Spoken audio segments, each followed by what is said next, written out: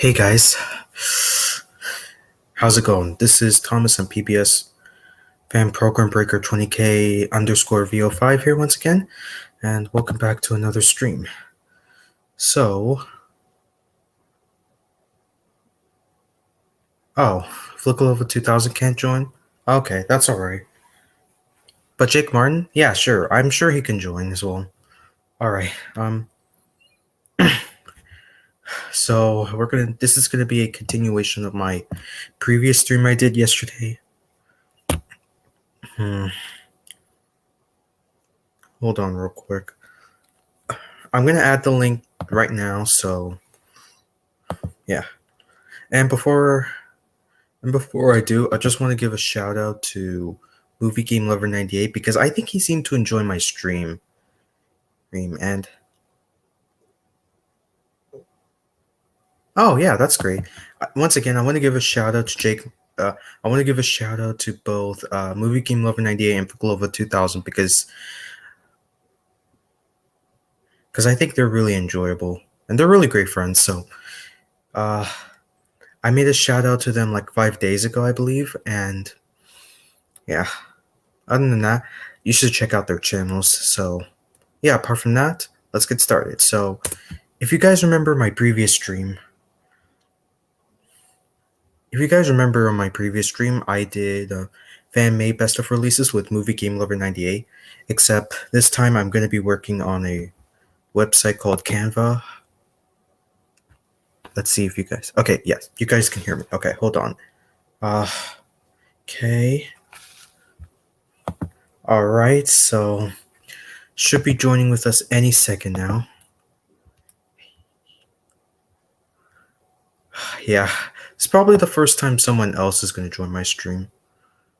And surprisingly, I'm doing this on a Monday.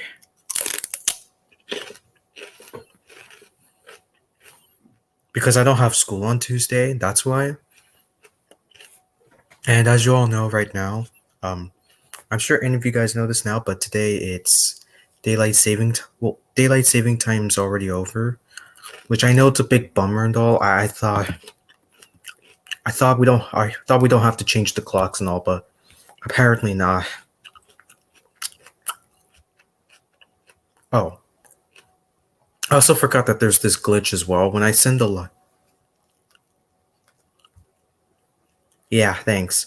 And Movie Game 1198, do you see the link? Or is there another bug again?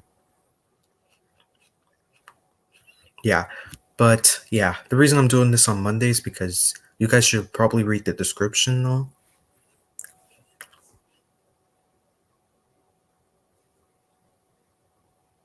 Ugh. Of course.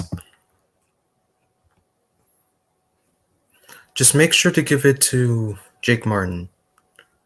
Ugh. Of course there was going to be that bug. I thought...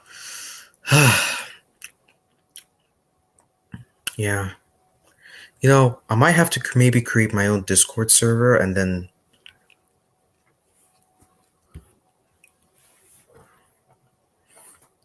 And then hopefully that way maybe it'll work. I don't know what's going on.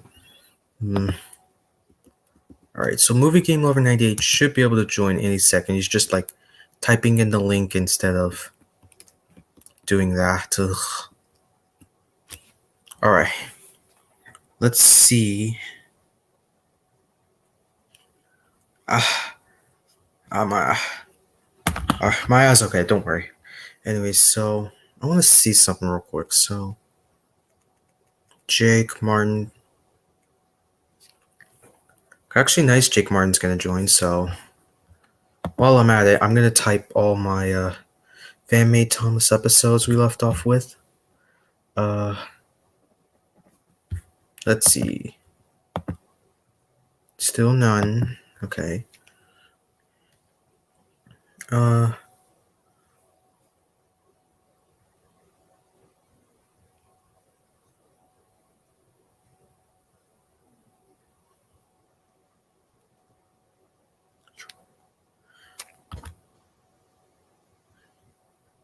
Still none. Okay, so just give him some time.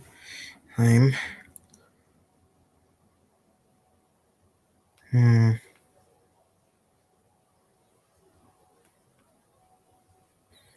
I have to make sure put my volume down because it's copyrighted. Because like the videos I want to play are copyrighted, and we don't want that in my stream. All right, it should just take a second.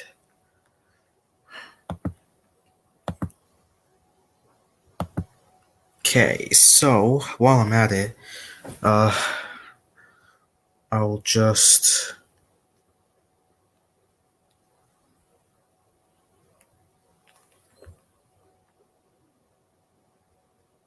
Still no. Yeah, it's really great that I don't have school tomorrow, so it gives me some time to maybe do a stream chat with you guys. So, yeah.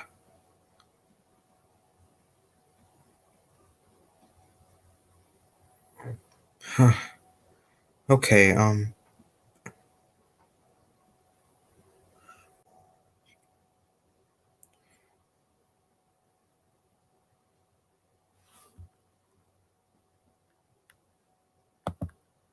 oh, hey,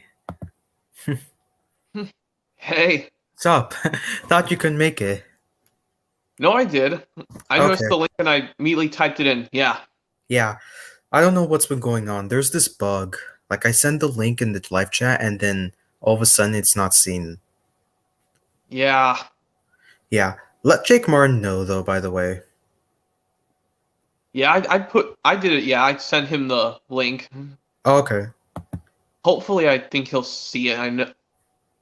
I Yeah. mean, even if I had saying if he can't join, that's fine. Okay. He could still join the live chat, though. So, anyways, we're Yeah, gonna yeah. continue off where we left off last time. We were in season 10, I believe. Yes, we were at season 10's, the 20th episode of season 10, which I know is some people's least favorite. Despite it's a winter episode, I'll Thomas's say it. frosty friend. Or like, on the Carnival Capers release in the US, they say Thomas's frosty friend for some reason, even though Michael Brandon just says Thomas's frosty friend. Oh yeah, Like I there's an know. I remember extra S watching in that the title. episode on Holiday Express. You know. And that one they don't even have that error where they didn't put another S after the apostrophe. Oh yeah, But yeah, we left off with Thomas's frosty friend, which I yeah. Let know. me type. Let me type everything because I'm typing this on a document. So Okay, 50 was what? 50 was.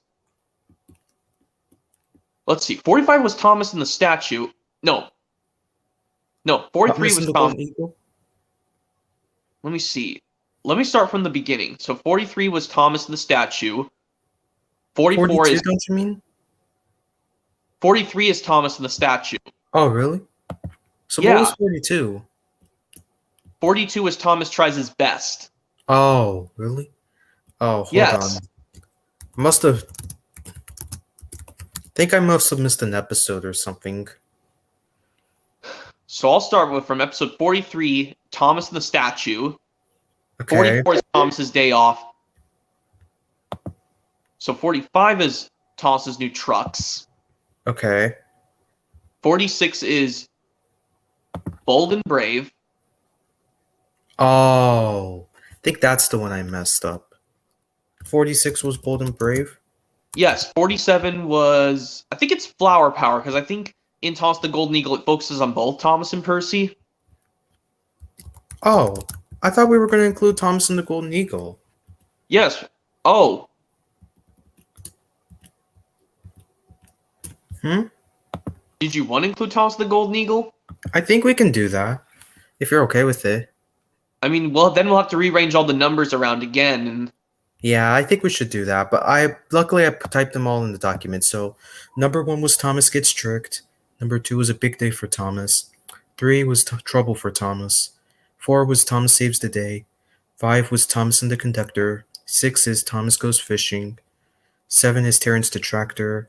And 8 is Thomas and Bertie's great race. 9 is double trouble. 10 is a new friend for Thomas. 11 is the runaway. 12 is better late than never. 13 is. actually, we forgot to include Thomas Breaks the Rules as well. Oh, we did? Yeah, I think we forgot to do it in last part stream. We forgot to include Thomas Breaks the Rules, or AK Thomas in Trouble, the UK version from season 1. Oh. Maybe that's what we did wrong.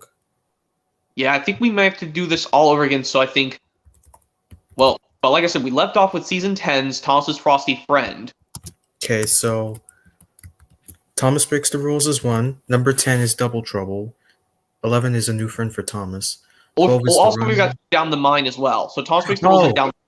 Yeah, I forgot that. Oops. I must have forgotten about that.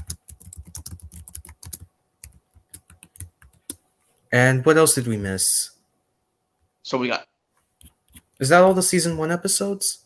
yes, now we got to do the season 2 ones, Double Trouble, aka Thomas Breaks in the Coal. A New Friend, huh?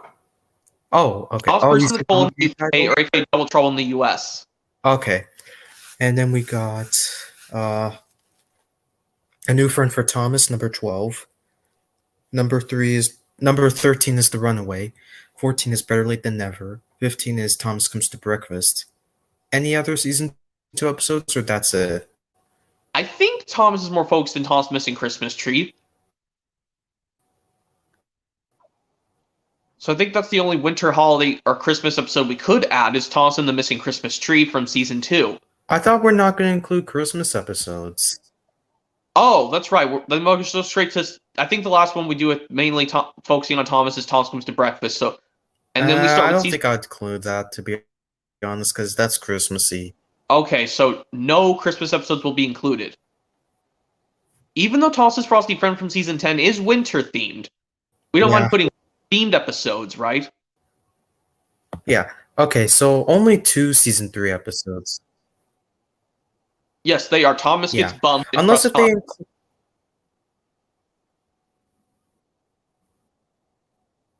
we can include themed episodes though, however. What themed episodes? Yeah, only 2 season 3 episodes. Oh, okay. And then we got 3 season 4 episodes, Thomas and Stepney, Thompson the Special Letter, and Thomas Meets the Queen. Yes, What? or aka Paintbox. How many episodes? Yes. What's that? Oh, I said there were 3 season 4 episodes. Yes. And I think there's only 1 season 5 episode that we include. Uh, uh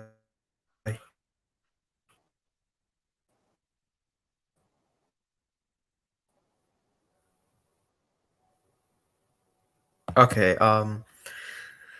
okay, and we got Thomas and the Rumors, which I believe it's the only season 5 episode which Thomas is the main character. Yeah, despite it focuses on the other ones, but then it goes straight to Yeah, focusing on Thomas and the Rumors. That's the only one.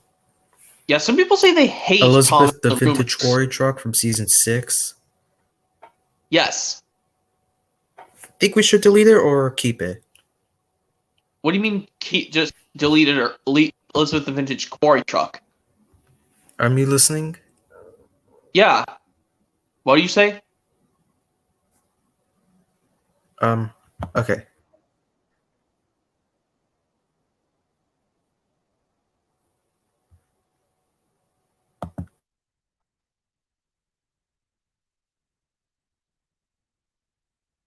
Yeah, I don't mind this episode, to be honest. Okay. I was just asking if you think we should delete Elizabeth the vintage quarry truck? No, let's keep it.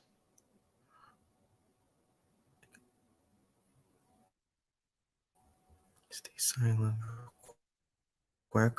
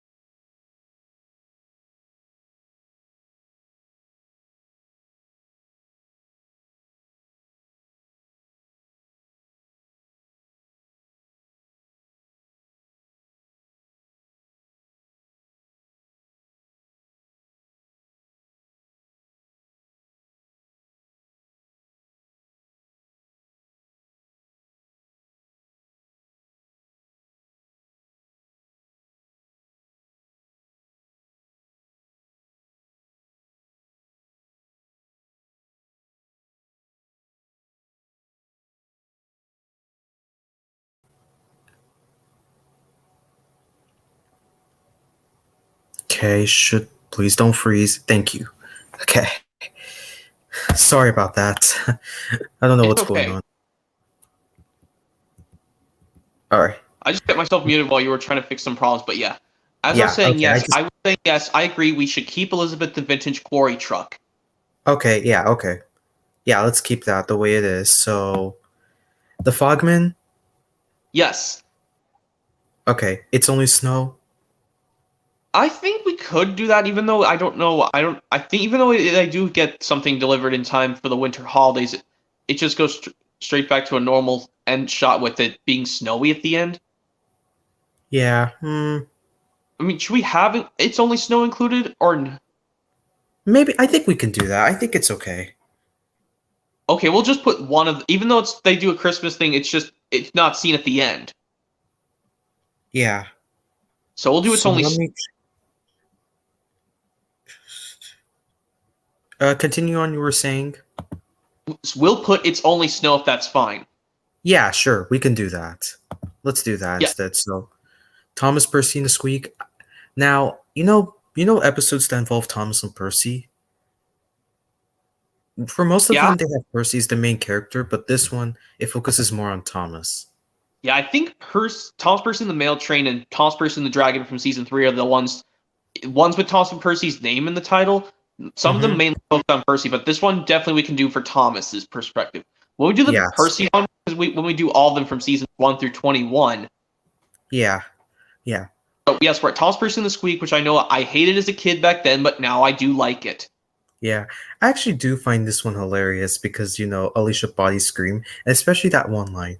Well, one thing's for sure, said Gordon. They will choose Dirty Percy. Wait, was that was that Angelus's or Baldwin's? It's Baldwin's. Don't call me Dirty Percy, Percy said crossly. And another one says, move aside, Dirty Percy. I'm the one who has to be cleaned. But I need a wash down. My passengers will laugh at me. But I'm the one who needs to be cleaned. So you'll just have to wait. I can't wait. I'm a guaranteed connection. And then another was, but as the workers coupled Annie and Clarabelle, they heard a strange sound. What's that? Anxiously. His driver and fireman quickly oiled Annie and Clarabelle's undercarriage. That should take care of of the bothersome squeak. Yeah, so yeah. But also the part after the Alicia Bai screams over, Gordon says, definitely a coloratura. Ugh, man. It's just only my phone, don't worry. Moving on, we got Thomas and the Jet Engine. Definitely we should include it. Yes, I love how Thomas races whoosh. Alec Baldwin's oomph in that episode is awesome. Yeah. Where he greets Gordon and says, hi Gordon, bye Gordon. Yeah. But I think you might like the UK dub a lot more because, Where he pauses. Angelus pauses, hi Gordon, bye Gordon. Yeah. Instead of it going, hi Gordon, bye Gordon. Yeah, so quick, man. So yeah, that's season 6. Not So Hasty Cakes and Hooray for Thomas, 27 to 28. Oh, we got to do something fishy as well. Oh yeah, something fishy. I forgot. Thanks for reminding me that. Yeah. So let me just make sure I'm not missing any episodes. Yeah. Even though I know I think up to something fishy of season 7, Thomas is the lead character, but I know Arthur helps him out. Yeah, okay. Any others, or that's it? So I think we'll not do Thomas the Search for Fergus or AK Fergus Breaks the Rules in the UK either. You think we should do it? Well, even though it focuses mainly on Fergus more, and Thomas is just the help character to come to his rescue. Yeah, maybe we should, or maybe we shouldn't. No, because it mainly focuses on Fergus. Okay.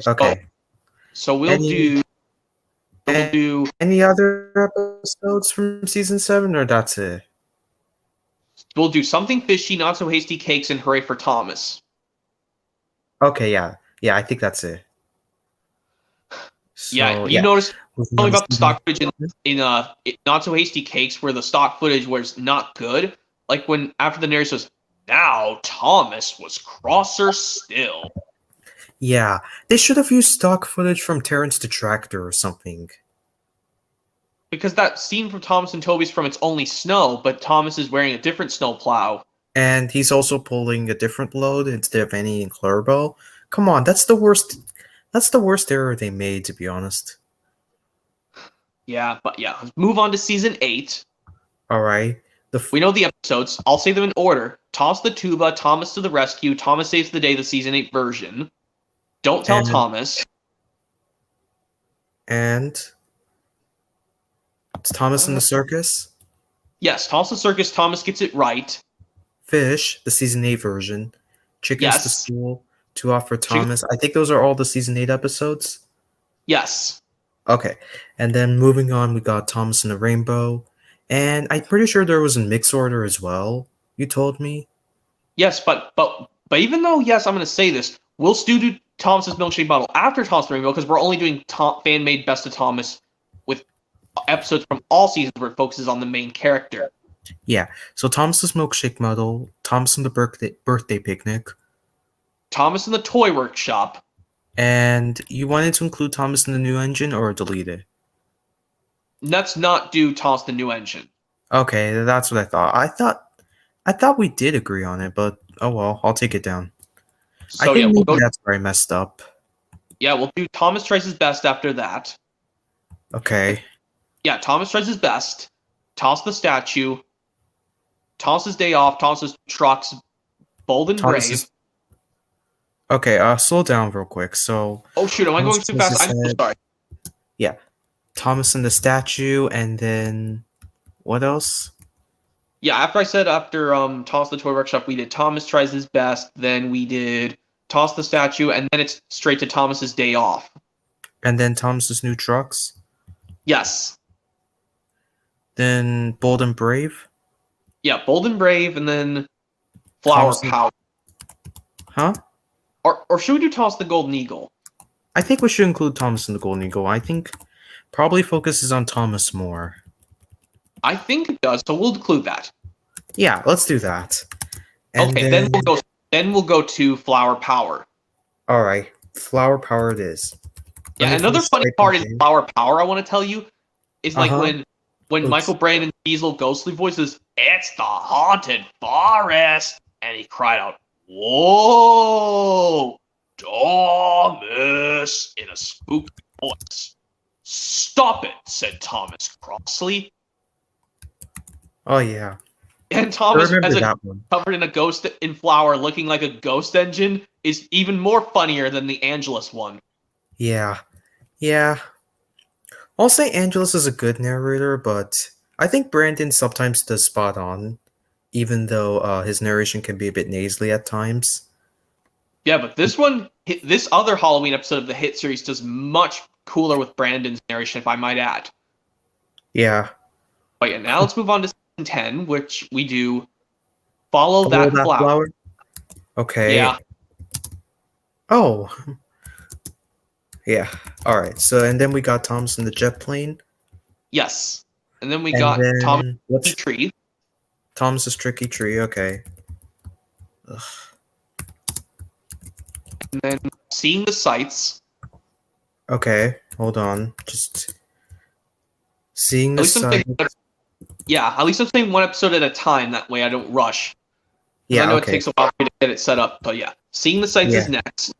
And we'll do Sticky Taffy Thomas after that.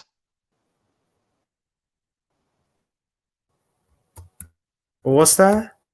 Sticky Taffy Thomas. Or maybe we could include Toby's new shed, actually.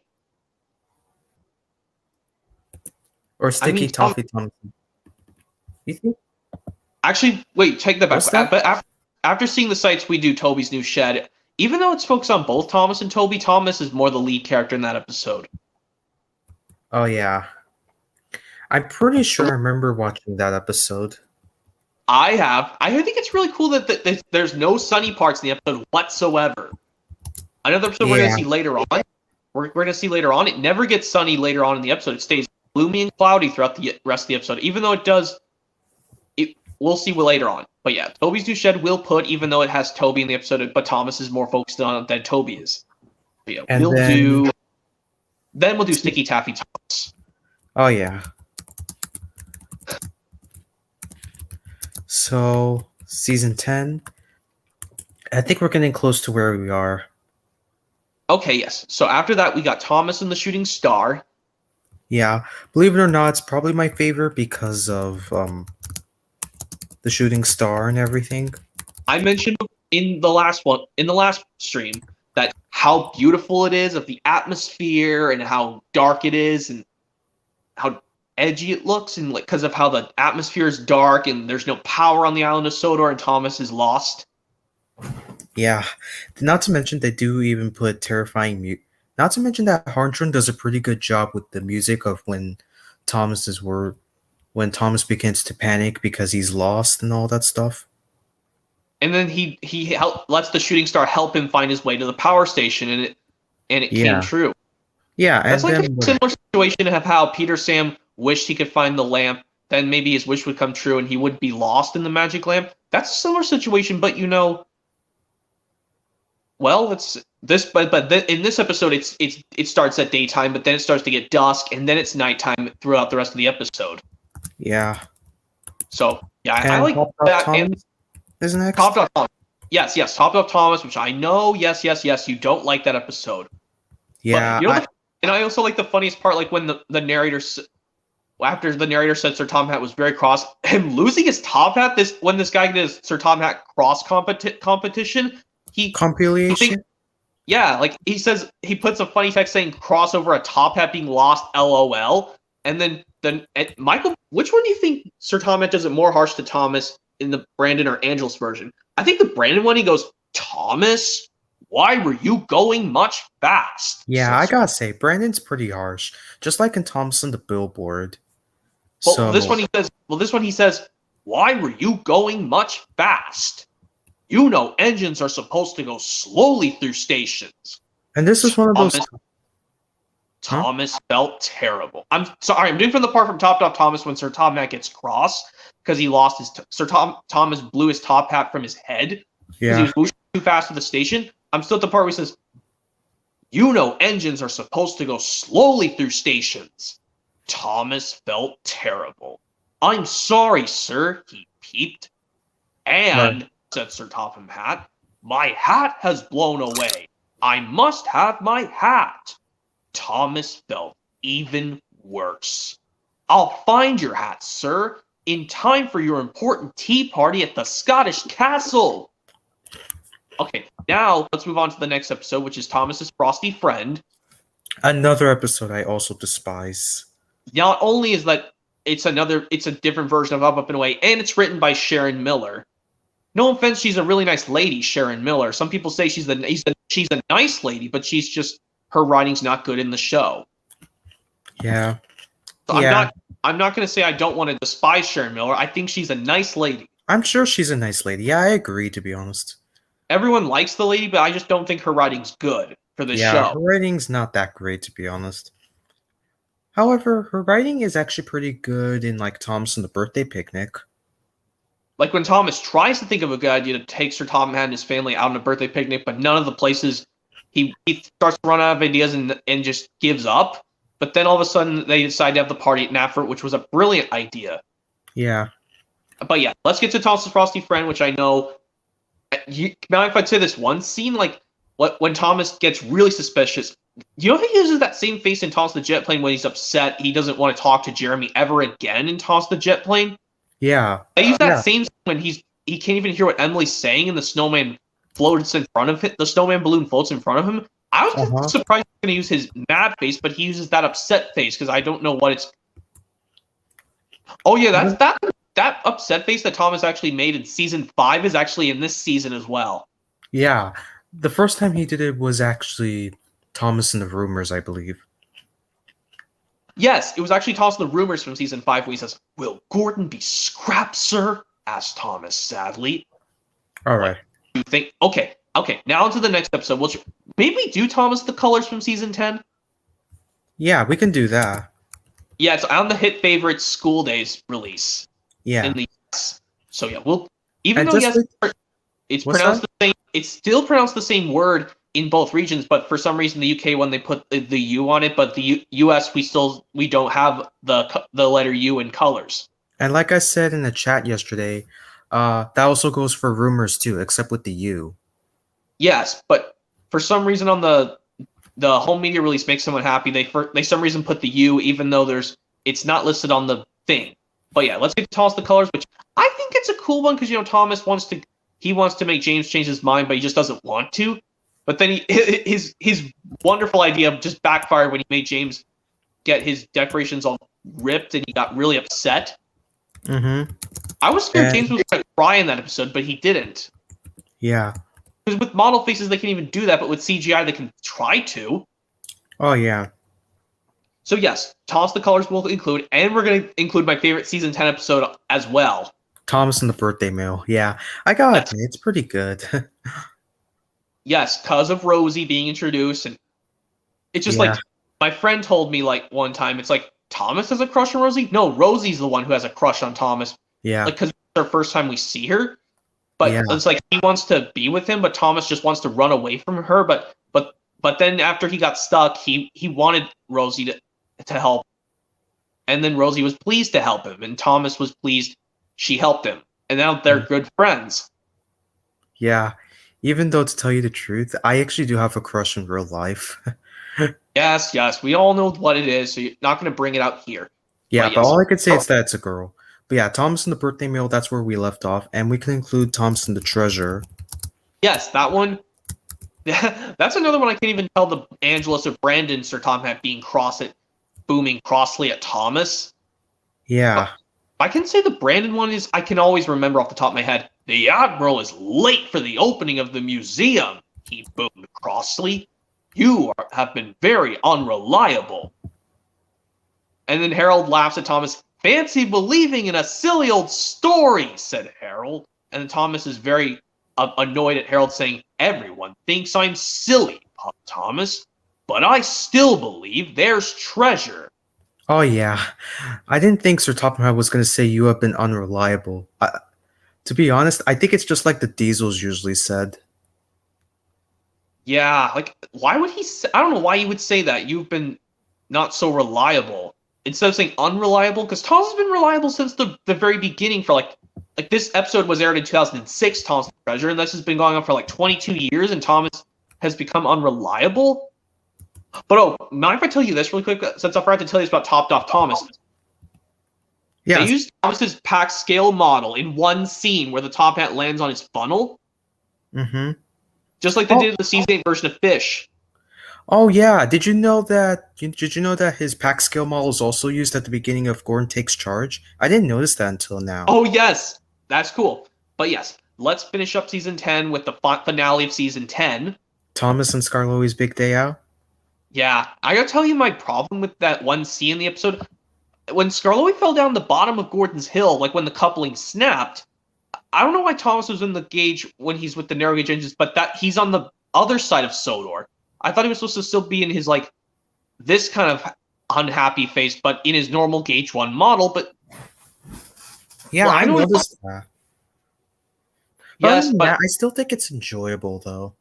Because, the cool thing is that they used the original Skarloey model from Season 4, because when they go into the standard gauge engine scenery, they use Thomas's normal gauge 1 model, but they shrink Skarloey's model. Yeah. Yeah. That would be hard for me to do a Thomas and Skarloey's Big Day Out remake if I had the right stuff to do it. But yeah, now let's get on to season 11. And what would you say Thomas and Skarloey's Big Day Out is overall? It's decent enough. It's decent in my opinion. As silly as I say that. Yeah, I think it's better. I think it's probably better than Topped Off Thomas and Thomas's Frosty Friend anyways. And now we move on to season 11. Now, you notice that DVD releases like Holiday Express, and I think this happens on PBS Sprout airings or something. PBS Kids Sprout airings. When they air season 11, they use the seasons 8 through 10 intro. Even though they could have just used the season 11 intro, the only season 11 DVD they did use the correct season 11 intro is Engines and Escapades. Yeah, in the US at least. I don't know if the UK release does that of Engines and Escapades. I'll have to look at it. Actually, it does. Okay. But the other ones, for some reason, they use the 8 through 10 intro, even though the animation is from season 11. Yeah. And like also like yes, I'll tell you yes, we can do the very first episode of season 11, Tom's the storyteller. Yeah. I do like the yellow tint in this one. Yes, that tint is almost comparable to the one in season 2 of the classic series with the restored footage. But this one is like it almost like it looks like a taken like from a animation like comic book or something. I don't think it's from a comic book. It's just they just use a different color animation from like some other cartoon. Oh yeah. But yeah, and also like how. Oh yeah, but how Thomas the storyteller. You know how in the different dialogue when Thomas puffs bravely into the water to push Percy out of there. Mm-hmm. With Brandon's, he says, the narrator Brandon says the famous storyteller had to stand on her box of cookies to keep her feet dry. But in Angelus, he says box of biscuits for some. Even though I like in the U.S. version of Brandon, he says box of cookies.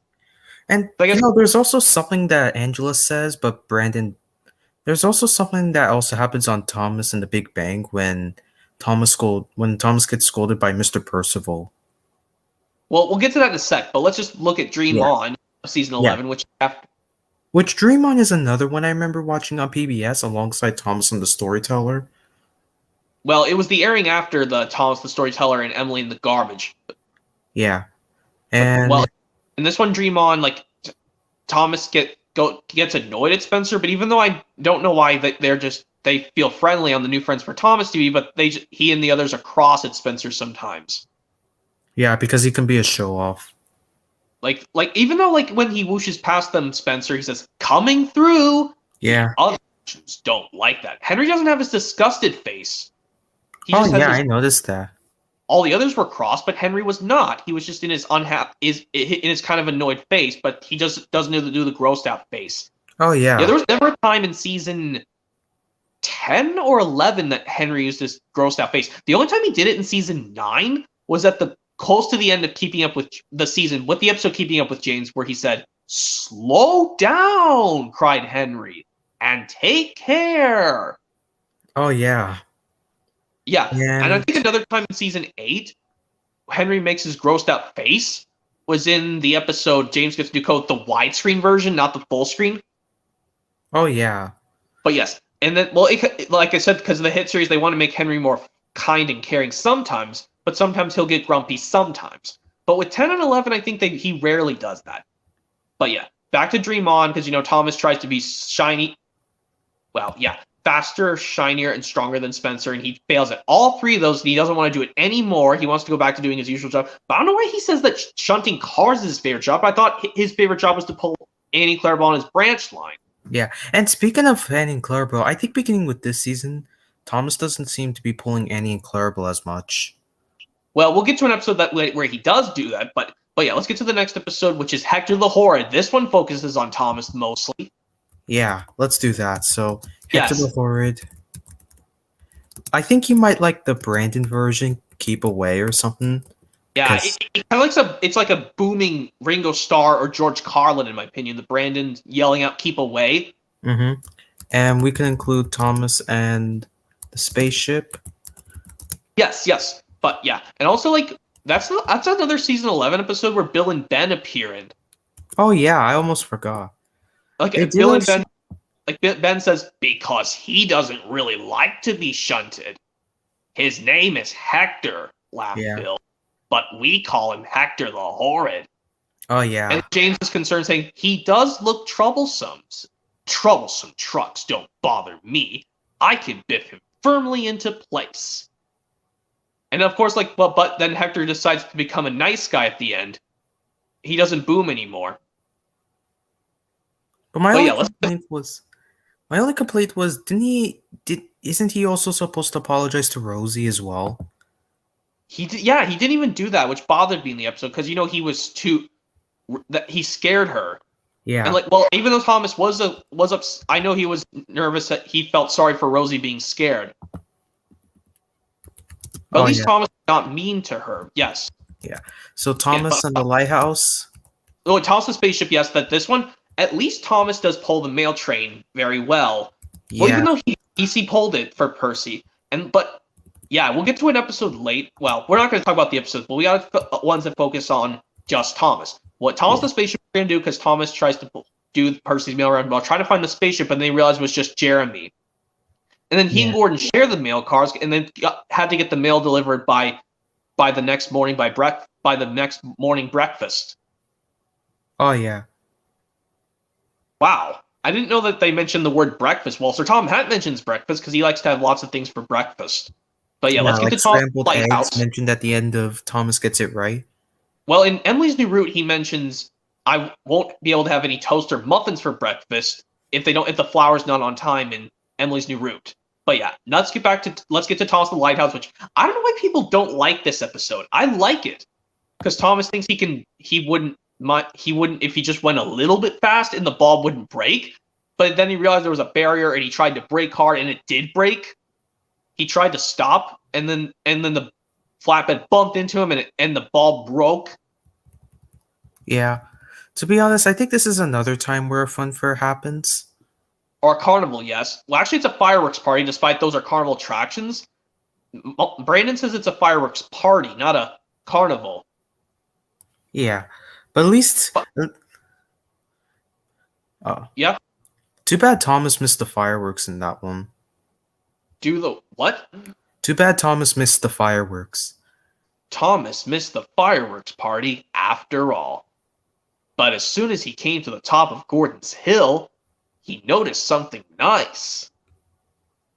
The lighthouse lamp shone brightly in the night sky. But you know there's something cool? This one figure he used to play Cyril the Fogman is now the lighthouse keeper. Thank you, Thomas, said the lighthouse keeper. You made it just in time. Oh yeah, it is actually pretty nice.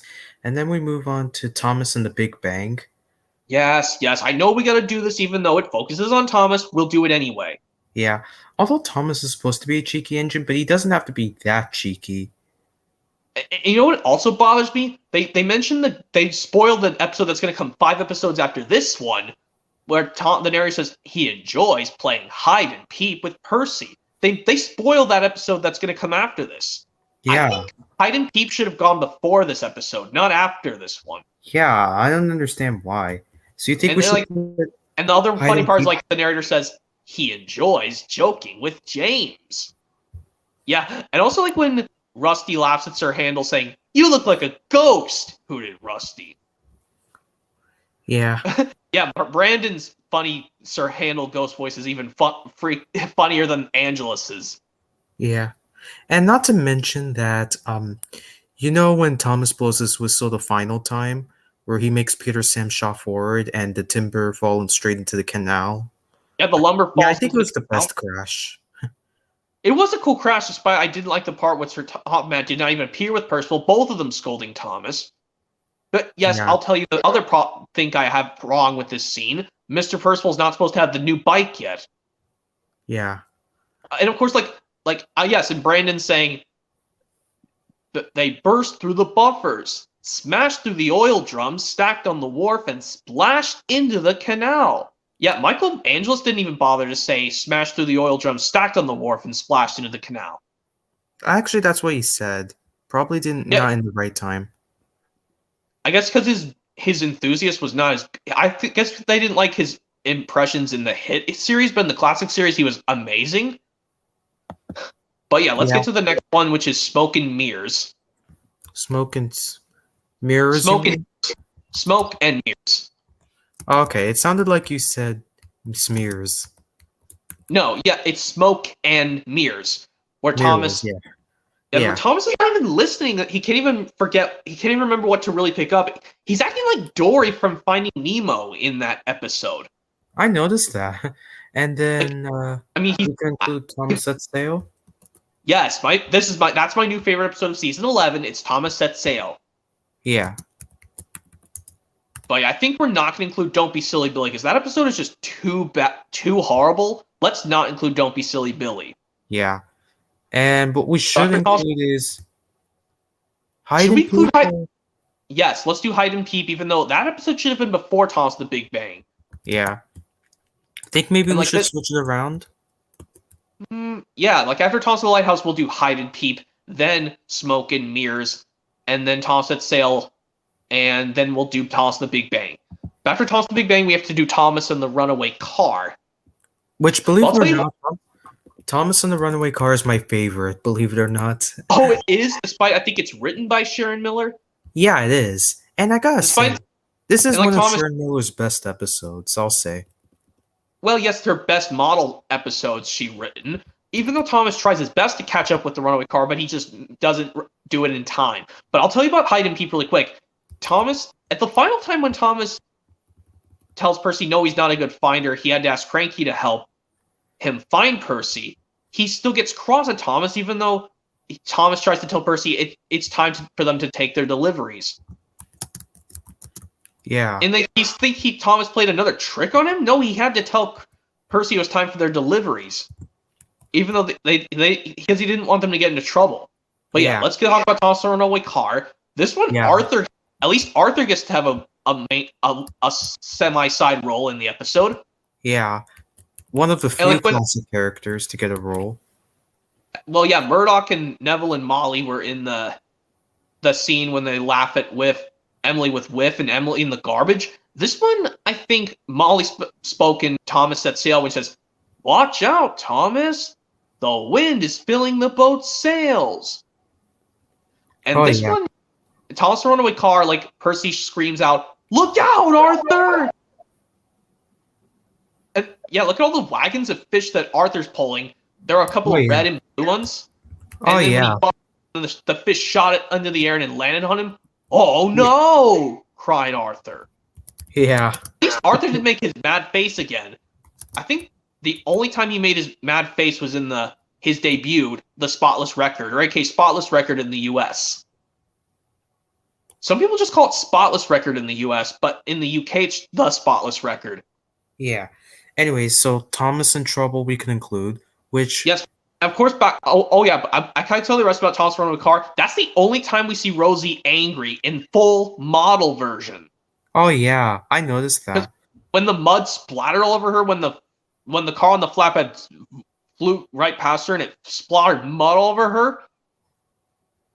Well, did she have a funny when she closed her eyes tight when the mud splattered all over her and she closed her eyes? Oh yeah. No! Cried Rose. Yeah, that's the only time she gets mad in full model. Completely model. Yeah. And when Thomas says, "Sorry, Rosie, can't stop. I have to keep up with the runaway car." Yeah, and this is one of those times in which... I think this is one of those times in which the narrator says Thomas felt terrible, which is later used in the CGI series a lot. Yeah, and also like when Thomas tries to go back to the docks for Rocky, he says, "I'm not strong enough to push Rocky on my own."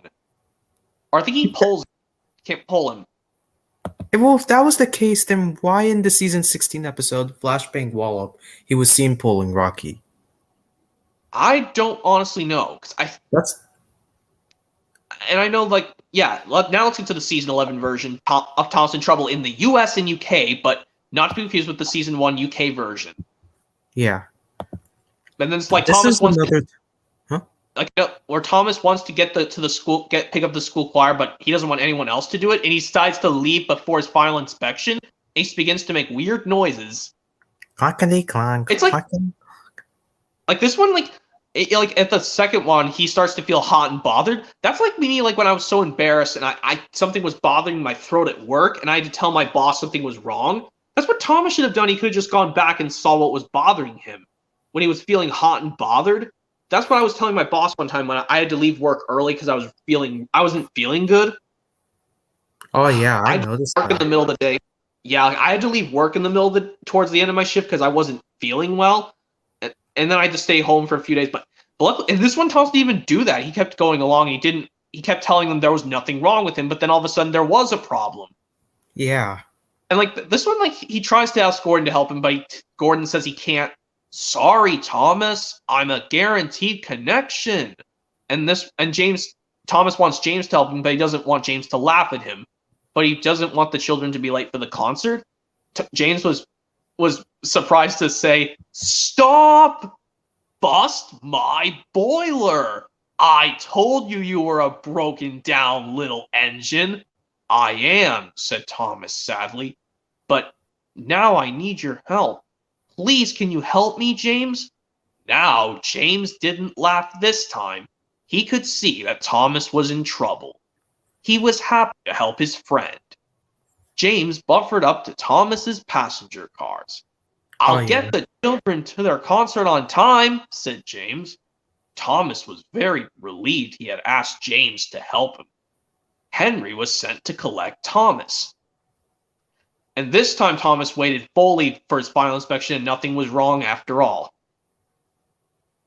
Oh, and can we also mention that you notice that the season 11 version of the engine roll call, like when they say down the hills and round the bends? Which one? Like towards the beginning of the song or towards the end of the song? Towards the beginning. Okay. I noticed Well- that Percy is seen rolling down Gordon's Hill. Maybe it's a 2007 remade version of Percy's Big Mistake. I wonder. I wonder if that's a remake. I think it is, because in the 8 through 10 version, he has lines on his back tail lamp, but on the season 11 and also the 12 one, he doesn't have it. Oh yeah, I noticed that when I was little. However, if you're probably watching the seasons 8 through 10 roll call, yeah, that's definitely taken from Percy's Big Mistake. But they just remade And- it different 11 and 12 version. But yeah.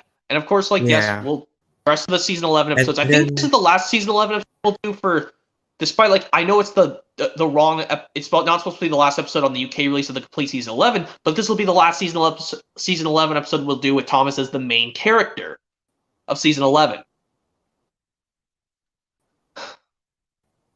So the last completely model season And that's episode we'll Thomas do and with Stinky Cheese. Yes, that one has the. I know they do different silly cue music, but when the cheese falls on Thomas, Ari, and Bert. Yes, and the final line when Thomas says, "He you, what Spotted a everywhere. stank." Yes, Oh yeah. Oh yeah. Believe it or not, it was hilarious. And okay, yeah. Now we're all done with the completely model seasons 1 through 11. yeah. Now we And go to the the end- hybrid season 12. all right. I know season 12 is probably the worst of the model series. So Thomas and the Billboard we should include. Yes, even though and I know this is the last. They used 2 scenes with the engines getting cross at Thomas, first in full model, completely model, and in with their CGI faces. But and this is also the last time Henry does make his grossed out face. Yeah, I know that one. To But be I honest, don't know why in the second scene, everyone else is mad in their CGI faces, but Emily was the only one not cross. She was sad, but the other ones were pissed or mad. Sorry for saying that word. I'm sorry. no, it's fine. It's fine. I don't mind swearing actually. Just as long as I don't do it too much. I'll just wait Yeah, around a few seconds. It's not a Like, big deal. Like everyone was angry in CGI except Emily, but I liked how in Toss the Statue, Henry was the only one not mad, but the other ones were. Yeah. Like, which one do you think is even more freakier? The one where everyone's mad in completely model form, or with all the other 6 mad in CGI, but Emily's sad? I think the model one, because that kind of freaked me out first. That kind of surprised me for a second. I mean, know this I was like watched this. Huh? Yeah. What I were know you I saying? watched this back in summer of 2012. You know. But yeah, and also what annoyed me in that scene with everyone mad at Thomas again, except for Emily, Gordon and Henry were in different places, which bothered me. Yeah. So, and to be honest, season 12 should have been a full model season, not a CGI with a model season. And why? You'll see the next one when we include Saved You. Yeah, of course, like we got to do more episodes focusing on Thomas, but let's just move on to more episodes before I freaking lose it. Heave Ho Thomas. Yes, that one we're introduced as Hank, and Michael Brandon's Howdy impression of Hank is awesome. Yeah. It's Yeah. like every time he says howdy. Because I guess because he's based off an American engine and he's got an American accent. Well, okay, unless you count Smudger from season 4, but I don't think Smudger has a American accent just like with George Carlin, in my opinion, because some of the engines are British. I Mhm. mean, Rose is an American engine, but her accent's British. Yeah, So this and makes first official American. Yeah, but yeah, Hank. I don't know why they made two models of Hank because I guess one was broken and they had to use a different one. yeah, believe it or not, you do actually get to see Hank's model, like Hank's model face. Well, it's only for like a few, just one scene, and well, one or two scenes, and that's it. Yeah, But other than that, they show his CGI face from now on. yeah. But to be honest, I would have preferred if season 12 was just a model season, but except they got rid of the yellow tint and all that stuff. Yeah, but also, the only character Brendan Docks who was not CGI in season 12 was Cranky. Like in the episode Steady Eddie. Well, the narrator mentions Cranky, but you can't see his model face. You can't even see his if he's not model or CGI at all. Oh yeah, But yeah, back and to Evo Thomas. originally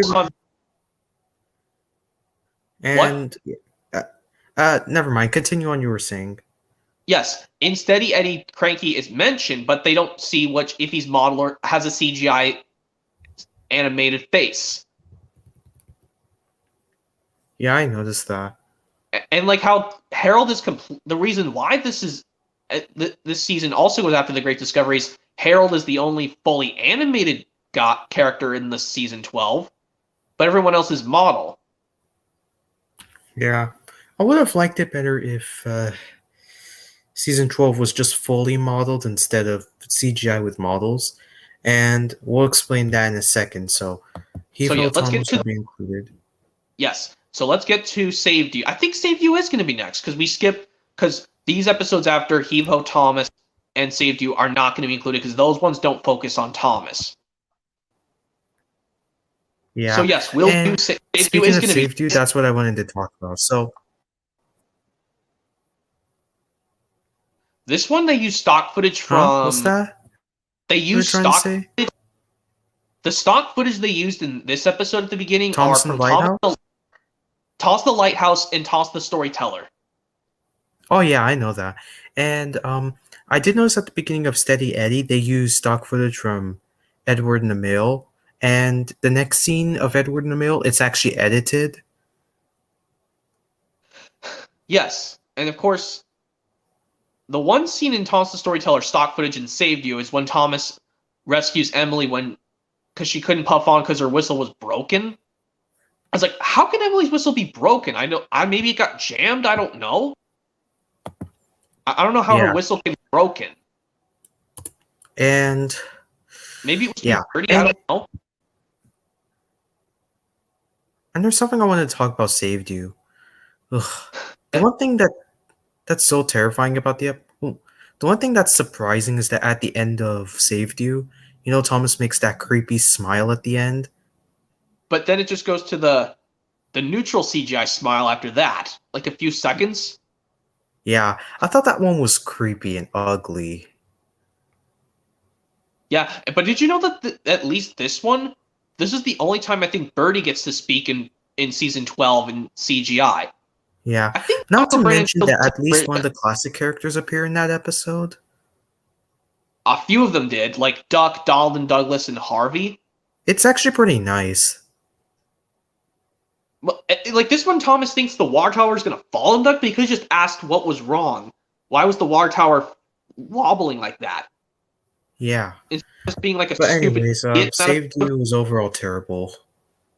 But we'll still include. Should we not include it or yes include it? I think we should include it still.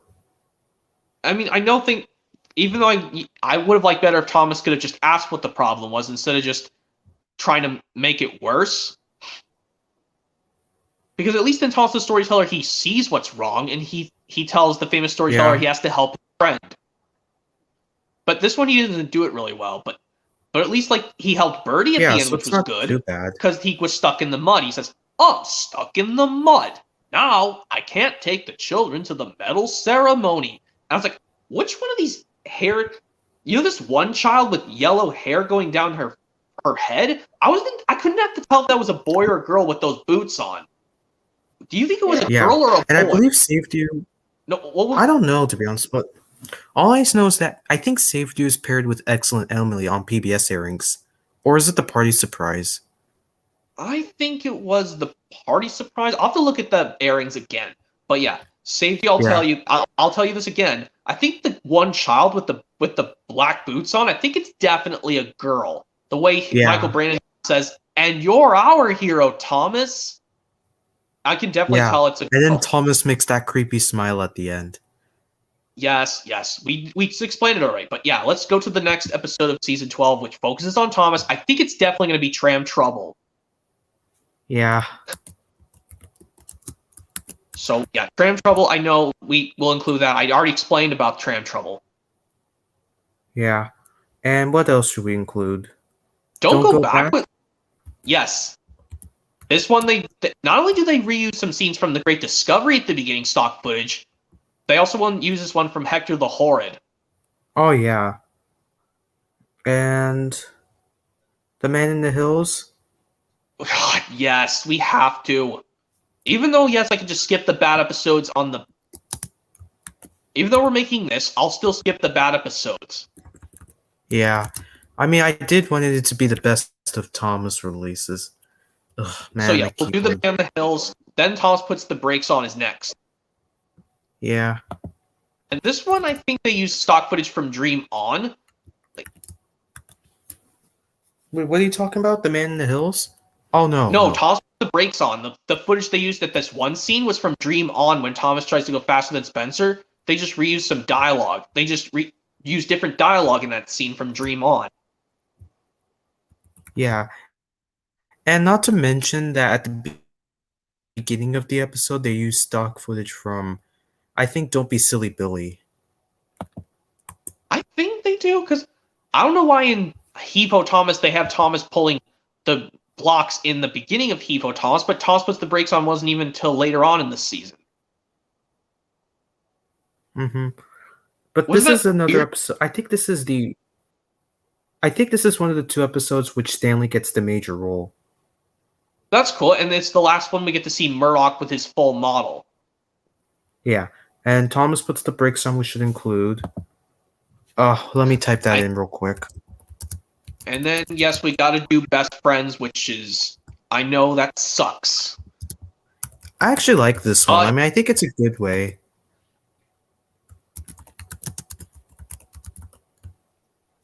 But yeah, can I tell you this? Yeah, I already told you, yes, these scenes that bothered me in Best Friends, The Man in the Hills, and Toss the Billboard. These scenes that, I just got annoyed at them. It's like, come on, just finish already. Yeah, I know. Now we get on to the Like, full first he's like CGI even one. more. Okay, yes, we'll move on to full CGI seasons 12 through 21. No, 13 through 21, excuse me. We already did 12. Oh yeah. So, yeah, What were you saying through again? 20. Yes, we're moving on to full CGI seasons 13 through 21. Yeah. I don't know There's a how lot of many episodes are main going to be theme. on this one. Well, this one I'll say we're gonna do the first two: Creaky, Cranky, and the Lion of Sodor. Yeah. Okay. Ugh, I hate Creaky Cranky, to be honest. Why? Because, Thomas is such an idiot in this one. I mean, first off, he shouldn't have never brought the loads to Brendam Docks. He should have taken them immediately to the party instead. Not to mention that Cranky lifts Thomas in that episode, and then he breaks. It's like, what? In Misty Island Rescue, he didn't break when he lifted Ugh. Spencer. Like, come on. I thought that was so I thought Cranky. stupid, okay? They Let's could've face it. Yeah, man. The Lion of Sodor, Thomas thinks it's a real lion, but when he makes. And But we have to include these because we're focusing on Thomas. document is... What? Got What was it. wrong? Okay. It was just taking a Wait. while. Anyway, so the Line of Sodor? Yes. I do like the funny part with Gordon and James laughing when Thomas realized when they take it cover it saying that's not a real lion, it's a statue. And it's covered in fish, hay. I think it's hay bales or just hay. I think it's just hay. Hay and sticky syrup. Sticky syrup and fish. It looked funny, but I know Sir Thomas was not harsh. He was just very upset. He says He was just like, Thomas, this is a terrible mess. It's like, so you see, Thomas, it's very, and now look at it. And now let's get to Double Trouble, not the model version of season 2, but the CGI one where Thomas thinks he got Sir Tom Hat, but he picked up a guy who looked just like him, but then he should have figured out it was someone being different from Sir Topham Hatt. Yeah. So let me let this type. There we go. Just my keyboard's really laggy for some reason, but Yeah, I know I know it sucks, but I know it takes a while. But yeah, Double Trouble, the season 13 one where it's Sir Tom Hatt's birthday. yeah. They finally do an episode with Sir Tom Hatt's birthday finally. So let me. Yeah. But and of course, like when the station master is mad at Thomas saying Birdie has not arrived at the party, neither of the children or the very important passengers, and then they realize Birdie broke down, and I think I don't think Sir Tom Hat was both the real Sir Tom Hat was cross at both his brother and Thomas. I think he just scolds Loam at the end. Where he basically goes, Yeah, I think Loam, he was you have more caused close confu-"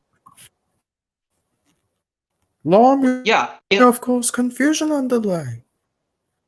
we must hurry. And then Gordon says this, ugh, the indignity from Hero of the Rails. And then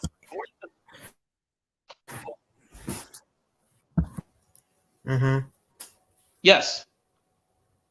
Yes, now let's go on to Slippy Sodor. Huh? Slippy Sodor's next. Yeah. So let's move on to Slippy Sodor. Yes, and Thomas keeps getting this one. Thomas had to wear a funnel that was different because his old one got cracked, and every time he gets I don't even know how his old one got cracked. He can't even go fall forwards like that or just fall sideways. Usually, he had to fall sideways to make that funnel crack. But anyways, yeah, you know how I don't like the UK version of Hero of the Rails to what is it, season 15, where Matt Wilkinson voiced Victor instead of doing David Bennett as Victor and Carrie Shale does Kevin. I like how Hero of the Rails onwards, David Bennett is still the voice of Victor. Yeah, David Bennett is probably a lot better because he does a pretty good Spanish accent for Victor. Yes, for Blue Mountain Mystery, but we're not doing any movie stuff. We're only focusing on the episodes mainly. But yeah, Thomas and Slippy Sodor, also, yes, I'll tell you this. I don't like how Michael Brandon is the narrator and Diesel and Tiggle Pink, even though we're not near that yet. But this one, he's the voice of Mr. Bubbles the Clown, where he goes, "Slow down, Thomas! You're spilling my soap liquid!" I didn't know Michael Brandon was the one who voiced Mr. Bubbles.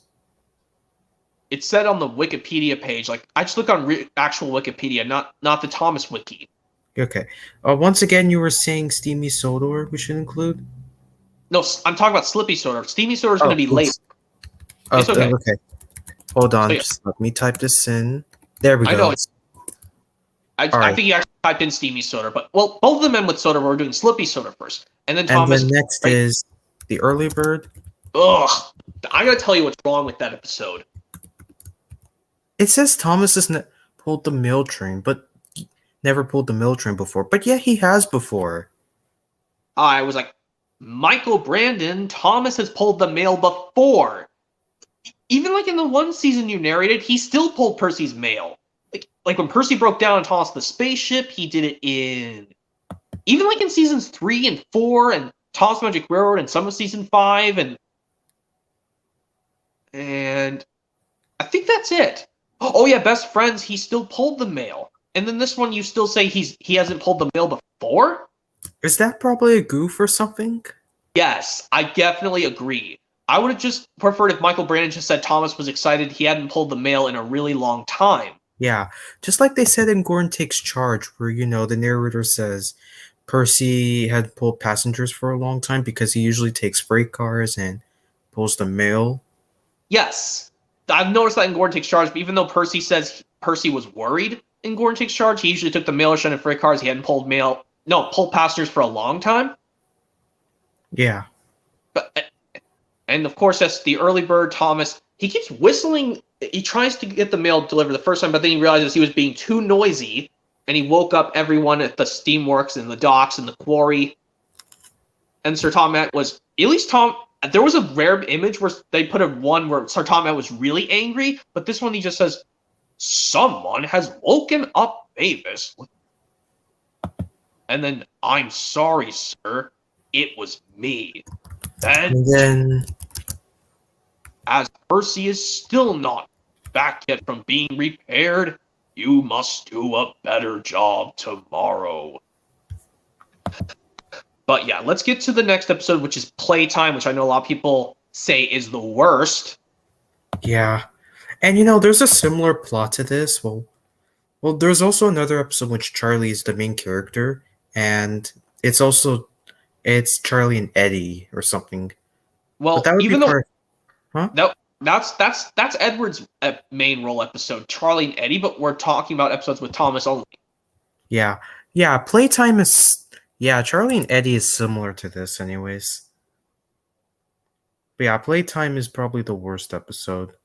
Because like Thomas could have just gone straight into taking Alicia Bye to the concert, and then could have just done whatever he liked with Charlie. Because like some people complain like Thomas is supposed to be working hard and not just do whatever the heck he wants.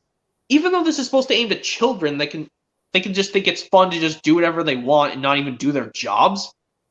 Even though I know this, I like to do stuff. I need to do jobs at work first, and then I can do whatever I want. And like this one, but I do like Alicia Bottie's voice in this episode. Yeah, it's nice that Alicia Body returns in full CGI ever since her. I know she made some appearances, like for example, Thomas Percy and the Squeak being one of them, Well, and I've the season seen the 8. Magic Carpet, and I think another one was Toby's Triumph in season 11. Yeah, and I think that's it. Oh, and she also appears in Splish Splash Splosh, which I think I hate that episode even more than Playtime. Well, I like it because it's the well, we'll get to that later. But yes, Playtime is okay, but I don't know why Thomas could have just done his job right away and then just play whenever he likes with Charlie. Yeah, so Even time though I for the like story. even though I like Charlie's design, it's like, he's the 14th engine in the show, because even though engines 1 through 11 minus Duck, Donald, Douglas, and Oliver are not in this season. Yeah, so time for a story. Toss the pigs and then time for a story. Yeah, I did find it pretty cute when in Thomas and the Pigs. Yes, the little piglet was looking at Thomas. He says, "Aw, that one is looking at me." And then Farmer Charles says, "I think I'll call him Thomas." And Thomas did a very swell smile, and then that was a cute ending. Yeah, I gotta And say, like Thomas is like trying to think, like he thinks there might be other things the piglets might like besides soft straw, but then he realized that Farmer Charles told him, "No, Thomas, piglets just eat soft straw. They don't need milk and apples and brown chestnuts yet." yeah, but yeah, I did find it pretty cute at the end. Yeah, the ending was so cute and sweet, and it's very nice. But yeah, time for a story, and yeah, I don't know why they could have just put the books in vans, because there are some instances where they did use a van, but they were still being stupid in the episode. But this one, they put them in like open wagon freight cars instead of just using actual vans. Yeah, and Thomas and the Runaway Kite. Any other episodes? Let's see. I think that's it. Yeah, Thomas and Runaway Kite is next, so we'll do Thomas and Runaway Kite. All right, Thomas and the Runaway Kite. Like this one, he tries to catch the runaway kite while trying to take the Soda Winners' Cup to Nefford Station, but then he should have just take. But I mean, he didn't want to disappoint the children, but then he realized he failed and tried, and he couldn't even catch the kite, and then he wanted his friends to help him after all. And then he tells everyone he's the fastest engine on Soda, but that's Gordon. Yeah. Give me just a second. Yeah? I'll be right back.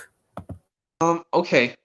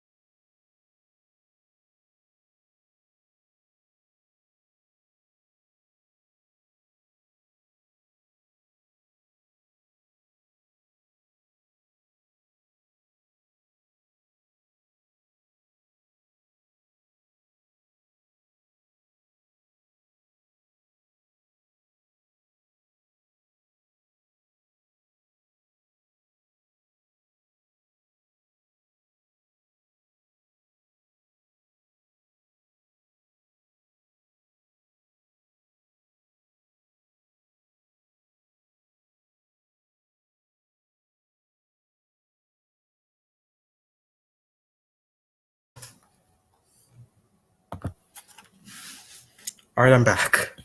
Sorry about that. Okay, it's okay. Yeah, I had to go do something as well. Well, at least I turned it off the camera, so you don't have to watch me do that. Yeah, but yeah, Anyways, now we're at Steamy Sodor, which is next. Steamy Sodor. I almost said Slippy Sodor. Steamy Sodor, like this one. Yes, Tom's is put in charge of the Steamworks while Victor is away visiting the little engines. Yeah. And this guy's not even listening. Like, he's just being so stupid in this episode. I still think this episode is okay, to be honest. And, like, this is the first time we see Henry with his fully CGI cross face. Yeah. And then Like, this is the only time he does it at Thomas, yeah. Yeah. Or at least Steamy he does it at Sodor Thomas. isn't as bad as the next episode, though. But this one, like, the funny part when Kevin actually put coal on Spencer's face and made him a mustache out of coal, that was a funny thing. Yeah. And like when And not Kevin to mention bumped that it- Victor's reaction was, Steamy Sodor, what has happened to It's my sizzling beautiful Sodor. Steamworks? It's like, sizzling Sodor. What has happened to my beautiful Steamworks? Yeah, And, but like, new K-Dub, he sounded a little harsh. Yeah, Matt Wilkinson, they should have let David Bannon still voice Victor in the UK from Hero of the Rails onwards, but for some reason, the Hit Entertainment didn't approve upon that. Yeah. But I'm glad they... But yeah, and of course, like, yes, and then Henry tries to tell Thomas and Victor, I have my special coal. It's just... And then he makes weird... He starts to make weird, like, noises. He splutters... No, something's wrong. They realize his something was clogging up his boiler, and then he says, "No more wheezes and sneezes." Almost like saying whistles, wheezes and sneezes. And then James says, "I don't need a new funnel. I want my old one cleaned out." Okay, now let's talk the one you think is it's bad. This one is bad, but I think it's okay in my opinion. But I like how it's. I think Steamy Sodor is also okay too, but the next one is probably worse than Playtime. Splish Splash Splosh. Ugh. But I mean, it's funny. Like he splashes around with Rosie Thomas, and then he does it to Charlie, which is kind of funny. And then, but when he does it to the other two, it just causes it worse. Yeah, and not to mention the way Sir Topham Hatt scolds Thomas. He's like, "Look what you've done to Miss Botty. She's soaked." Also, Thomas, I also heard that. I can't remember what he also says. I heard from the dairy manager that you ruined the flour and strawberries for Miss Botty's grand tea.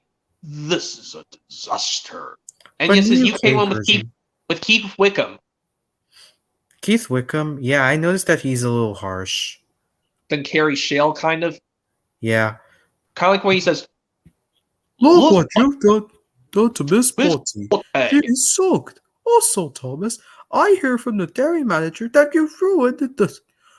I can't remember how he goes. the flour and strawberries for Miss Botty's grand tea. This is a disaster. And then Thomas says, and then Rosie is pleased to help Thomas, and then he can't go get Alicia Body and Sir Tom Hatt, and if he could let Rosie do it for him, and that's very kind of him. And then Thomas tries to think he wants to play the game again, but then he realizes, no, he's not going to do it anymore. It's kind of like how, what if I imagine like in Dragon, mind if I say this, if you don't mind? Yeah, sure. Kind of like how in Dragon Tales No Hitter, when Max thinks he was going to try and hit this other player again, trying to hit someone again, and then Ketzel told him, Max, what did I just tell you? And then Max doesn't do it again. But this time, on this one, Thomas thinks he's going to play the game of Splish Splash Splosh again, but then he's stern and says, no, I'm not going to Splish Splash Splosh anymore. I must make sure that Alicia Body's grand tea is on time. Yeah. And then this one, Thomas tells Sir Tom Hatt, like this one, Thomas says, I'm sorry I caused confusion and delay. Like this one, Sir Tom Hatt doesn't say, Thomas, you have caused confusion and delay. This one, Thomas says he's sorry for causing confusion and delay to him. Yeah. Okay, now let's move on to the next episode, The Biggest Present of All. Yeah, we can include that. Thomas tries to find a present for Hero, but then he realizes it was just all the engines for his welcome party, even though Hero left for home at the end of Hero the Rails. I don't know why Hero would come back, even though he wanted to go back to his home at the end of Hero the Rails. Anyways, biggest here present of all we can include, and then Buzzy Bees. the last season 13 episode to feature Thomas as the main character. Yes, I think the last three, Snow Tracks is Gordon, and Henry's Good Deeds is Henry, and, well, makes sense because of Henry's name. And then Hero helps out as Hero's main role. So yeah, the last one is Buzzy Bees. That is when Tom tries to... Yeah? He tries to think of an idea to keep the bees. He thinks like the field of flowers is much prettier than the woods, but he realizes the bees were starting to buzz away from his hives, and they go onto the flowers. But just imagine if bees did sting Thomas, and they could have gotten all covered in red from all over his bumper to buffer. Yeah. But at least this is CGI animation. They don't do that. Yeah, but in James Goes Buzz Buzz, one bee did actually sting him on his nose. Yes, I know that part used to scare you when it stung James on the nose. Well, yeah. But it was hilarious though at the same time. But this one, like Thomas doesn't mind the bees swarming around, but then he realizes the track through the woods made the bees not so buzzy. It was the fastest way to get to the beehives to Farmer. I think it was the Farmer Trotter he was taking the beehives to. Anyways, and the flowers are not for Farmer Trotter. But yeah, now let's move on to season 14. yeah, we move on to season 14 right now. All right, so The other one Thomas's was tall friend. Yes, this one where he calls the giraffe Mr. Giraffe, which is kind of funny. Kind of like yes, in Thomas' Frosty Friend, he called the snowman Mr. Snowman, even though it's a balloon. Yeah. Like this one, Thomas he didn't even wait for the giraffe keeper. This one, it's like Thomas that's sailing away, but this time Thomas couldn't even figure out how to make the giraffe sit down so he could go under the bridge. Not only was Gordon grumpy and annoyed at Thomas, Edward was also mad at Thomas in that episode, saying, I don't know what Edward says to Thomas, blistering boilers? I think it's blistering boilers, he said. And then he says, you must go back to the docks for the giraffe keeper. The giraffe will do what the keeper tells him. And Thomas says, no thank you, Edward. I'm sure Mr. Giraffe will do what I tell him. I thought that was so silly, to be honest, and stupid. Yeah, and then of course, like, I thought the leaves made Mr. Giraffe fall asleep. Like when he played with the leaves in Percy's freight car, and it made him fall asleep finally, and it was able to go through the bridge. Yeah. But, of course, like, the photos in the photo album that they used at the end, one of them was already used in Thomas the Runaway Kite, but this one, Thomas's Tall Friend, when Mr. Giraffe is next to Thomas. Yeah. And you did also notice that I believe stock footage is used? I don't think there is ever stock footage in Thomas's Tall Friend. I'll check the wiki real quick and see if they did. Yeah, I think season 15 was when they really used too much footage from previous parts.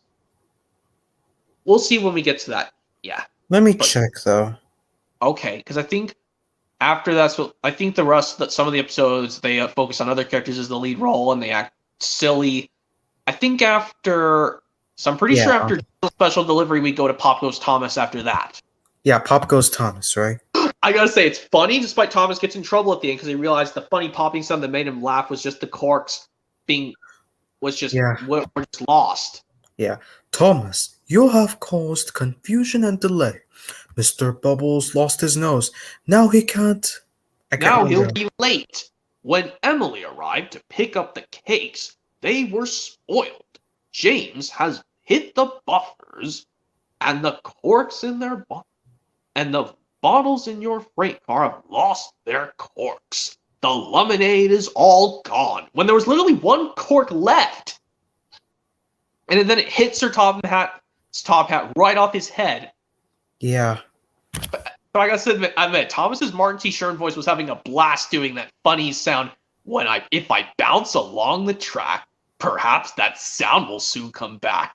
The sound that makes me smile and giggle when I puff on tracks that jiggle. Yeah. But yeah, of course, like yes, Thomas still got his comeuppance at the end because he realized that the corks were lost. Yeah. But of course, yeah, of course, after Pop goes Thomas, we go to Thomas in charge right after that. Yeah, we do. You should And like, probably look at the wiki. yeah, after Pop goes Thomas, as Victor says yes, but that one we don't do that. We'll go straight to Thomas in charge. Yeah. But this one, like, I was surprised. I was gonna see Sir Tom yell at Thomas, but this one he was like, "Thomas, what have you done?" Yeah. And like, I thought I was supposed to say the railway inspector isn't pleased. And I thought he was gonna say Sir Topham Hatt isn't pleased either, but it's actually Sir Topham Hatt isn't proud, and Gordon can't puff at all, and it's all my fault. But yeah, Thomas in charge, yes, we'll include that. So yeah, we'll include Thomas in charge. And unlike and if you're interested about the roll call will be shorter, which means the end credits will be shorter too. Yeah, well, at least I know in the full CGI version from seasons 13 through 18, despite like when it does the lyrics for the Steam Team members, in the 13 one, it goes. What one example is when they sing James, he's fame but lots of fun. This one scene where the one where Spencer whooshes passes him, is only used in season 13, but for 14 through 18, they use the different versions. Actually, Yeah, another one when they sing Percy pulls the mail on time. In the 13 version, they show a clip of him from Hero of the Rails asking Thomas, "What can I do?" But in 14 through 18, they do the one from Percy's parcel when he's in the Steamworks. oh yeah. Okay, so yes, that's what I know. But of course, yes, we're still at Thomas in charge. But I think we'll skip the 2 winter episodes, which are Merry Winter Wish and Thomas the Snowman Party. But if you want to include them, that's fine. Yeah, I don't think we'll include them. But yeah, Okay, Thomas's Crazy Day will include. Yes, that one, I'll tell you, yes. It's kind of like Thomas tries to play hide and seek with Percy while trying to help Bashtesh and Ferdinand load cargo, but then he realized he can't do both at the same time. But then he realizes, oh, he can trying to be really useful can be fun. Yeah. And what about jumping Joby Wood?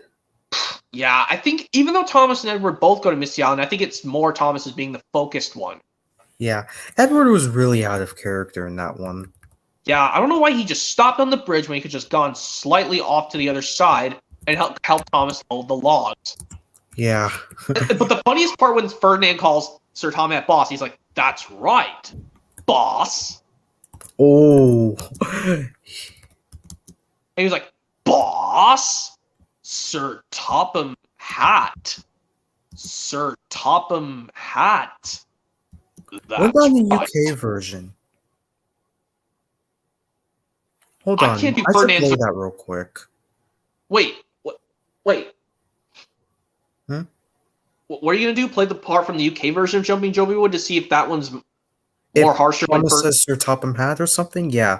But I'm gonna need to mute my microphone. Okay.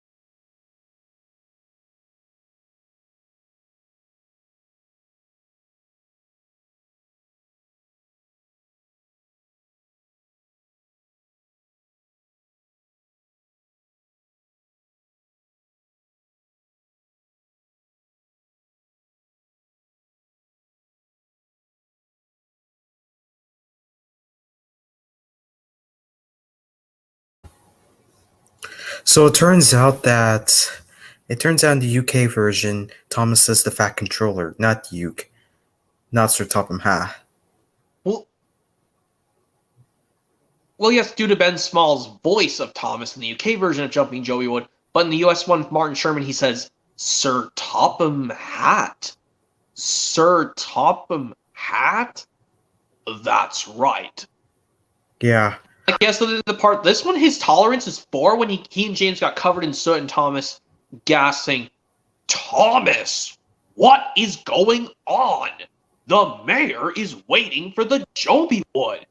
Edward is swinging on a bridge. Logs are jumping like frogs. Which that is a funny rhyme, but it's still harsh. And my shiny red coat is ruined. My shiny red paintwork is ruined. Yeah. Thomas felt terrible. I'm sorry, sir. This is all my fault. I thought I didn't need help, but I do need help. And I know just who to fetch. And I'll fetch them now, sir. Yeah. And of course, like they say the quote from Missy on Rescue that helped Edward get off the bridge, the logging locos. Yeah. And I know in the UK version, the Fat Controller is like, Thomas, what is going on? The mayor is waiting for the Joby Wood. Edward is swinging on a bridge. Logs are jumping like frogs. And my new shiny paintwork is ruined. That's a different one with James UK. And I'll try to do Thomas's UK Ben Small. I'm sorry, sir. This is all my fault. I thought I didn't need help, but I do need help. And I know just where to do it. And I'll fetch them now, sir. And then Sir Topham Hatt just smiles. Well, he's still covered in soot. Well, in Thomas and Sharky was not that hard, but yeah. Jumping Joby Wood we will include. But let's do Thomas and Scruff next. And yeah. Oh, you know what's so annoying about Jumping Joby Wood? What? The one thing that's so unrealistic is that the way that the wood like lands perfectly on the flatbeds. That's just so unrealistic if you ask me. Well, at least the engines don't act unrealistic. They still move perfectly fine. Yeah, but still the like Joby Wood landing perfectly on the flatbeds, that's impossible to do that. Yeah. You could have just used the crane instead. Yeah. I guess so. But yeah, let's get to Thomas and Scruff next. Hopefully, I'll tell you yes. This one reminds me of SpongeBob. Gary takes a bath where Thomas tries to make Scruff all clean to take to Whiff's waste dump, but Thomas realizes that Scruff doesn't want to be clean. He just wants to shunt garbage cars, and then he thinks of an idea. He wants to show Scruff the things in Whiff's waste dump, and then Scruff is not hiding anymore. Like, even like when Thomas asked Gordon, Henry, and Percy he asked Gordon if Scruff wants to see Gordon's Express or go with Henry to get a special coal. Even though I don't know why Henry still is taking special coal. What the heck, Hit Entertainment or Nitrogen or Sharon Miller? And like when Percy tries to show Scruff his mail cars, but Scruff doesn't want to puff out. But then the solution, Thomas wants to show the garbage cars to Scruff and Whiff's waste dump. Yeah. It doesn't matter if they're dirty or clean. It's still part of the job. So, yes, Willing, Thomas, and Scruff. And we'll also do... Yes. At least Dowager Hat is not harsh to Thomas. It's like, she says, this isn't fun, Thomas. But, of course, when Thomas... And, like, he just gives up. But then we start to puff around Misty Island fast. Dowager Hat is having a terrific time. And Thomas starts to realize, he decides to go now fast, and because Dowager Hat wants to have a fun and exciting trip. Yeah. And so yes, there's and Japes. And then we move on to the worst season of the show by far. Season 15. But we have to find ones where Thomas is the lead role. I think, yes, this one we won't do the first episode of the season where Thomas is the lead role. I think it's up to about, I think it's Happy Heroes, the first one, Thomas is the main role. The first 6, it's the other Steam Team members. Yeah, Happy Hero? Yes. Well, this one now Hero keeps telling Thomas why is he so sad. He still misses his home? That's like a sequel to Hero of the Rails where Hero is still homesick from his island that is from a very long way away. Yeah, and Of course, Thomas is acting all stupid in this episode. He doesn't even listen to Hiro. Yeah. Up and away, or Probably not, because this yeah, job is given to I both. would include it, but definitely not because Not only because it's spoke. The only problem is because not only like I don't like the part. This is the only time Sir Thomas yells at level 5 tolerance at Thomas, but in the other episode we'll see later he's just said it. But yes, let's just not include up and away. Let's just go to let it snow. Or actually, let's not do let it snow or surprise surprise. yeah. So let it snow. We should include. No. Well, at least it's not a holiday episode. They're trying to make it snow on Misty Island. I guess we do let it snow. I guess. Yeah, let's do that maybe. Just not surprise surprise, because that is a winter holiday themed episode. Yeah. But yeah, let's just not talk about that. So, yes. Yeah, Stop That Bus is probably better than Up and Away. Because this one, Sir Thomas was not harsh at Thomas when when Birdie rolled off the flatbed. Even though the reasons why Birdie rolled off the flatbed is because they left his driver behind. That was the reason why Birdie rolled off the flatbed. Even though someone could have just jumped into Birdie's cab right away and applied the brake, put the brake on so Birdie didn't roll off. Yeah. I guess it was too late. But yes, of course, Stop That Bus. Sir Thomas was like, Thomas, my mother waited a long time for Birdie. She saw him swinging on your flatbed, and now he's swinging on a bridge. Thomas felt terrible. I'm sorry, sir. I wanted to show Birdie the sights a steamy could see. And then he notices so sadly that he can't get Birdie off the bridge, but he realizes Harold can do the job. Sir, I can't get Birdie off the bridge, but Harold can. I will puff my hardest to get to the search and rescue center as fast as I can. And also, like when Sir Thomas is still upset at Thomas, he says, hurry, Thomas. And he has a blushed, embarrassed face. My mother doesn't like to wait. And then the final scene, this is also another one where Sir Thomas smiles with gleaming teeth at the very end. Yeah. Oh, yeah. Stop That Bus we should include. And also Stuck on You, which is next. Yeah, Stuck on You is probably... Stuck on You is also another one. I mean, I think it's cool because finally has Butch talking, because he never spoke in any of the classic series or any of the hit series. Well, yes, he made cameos with a face, but he just never spoke until this episode. Well, actually, Butch did appear at the end of Misty Island Rescue, but he doesn't speak until this episode. Yeah. And, Wonky Whistle. I don't know whether it's included or not. Maybe not. Yes. Well, I mean, it's not written by Sharon Miller, Wonky Whistle. It's written by Neil Ben. But it still has the 3 strikes you're out formula, despite... Yeah. Yeah, and I hate this episode by far, to be honest. Well, why do you think it's bad, even though I think the funny sounds from Thomas's Wonky Whistle makes funny noises? Well, you see, that's not how a wonky whistle should sound like. A wonky whistle should be like whistling forever and ever until someone fixes it or something. Like, you know how in Whistles and Sneezes back in season 1, Gordon's whistle was making a wonky sound. Yeah, that's how a wonky whistle should sound like. Like, not just going off every few seconds, but even though the sounds are funny, I will admit, even though another thing, like, Thomas, like, puffs away and tells the people, hurry to the country show, tell your friends and don't be slow. And they puff away and they wave at Thomas to please stop. And Thomas thinks they're waving to say hello, but they weren't. Yeah. They were trying to tell him that the animals were getting away. They weren't they weren't waving to say hello.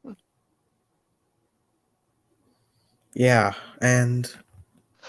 But yeah, Wonky Whistle, like I said, I think the only parts that make me laugh are the Wonky Whistle sounds. But even though, yes, you don't like how it's supposed to like whistling forever. Yeah, that's not... The writer of this that's episode how Wonky Whistle should work. Like, it should be whistling forever until someone fixes it. And you say it's not written by Sharon Miller, it's written by... Neil Ben? Neil Ben? Neil Ben, I think that's him.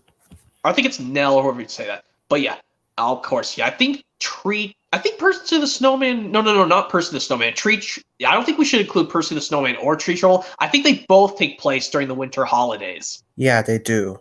So we'll just skip straight to season 16, which is Old Wheezy Wobbles. Yeah, old Wheezy Wobbles. Season 16, pretty forgetful, but better than 14 and 15. Because like this one, the logging locos don't even move at all because they're sad that Old Wheezy's not working. But and of course, yes, we'll include that.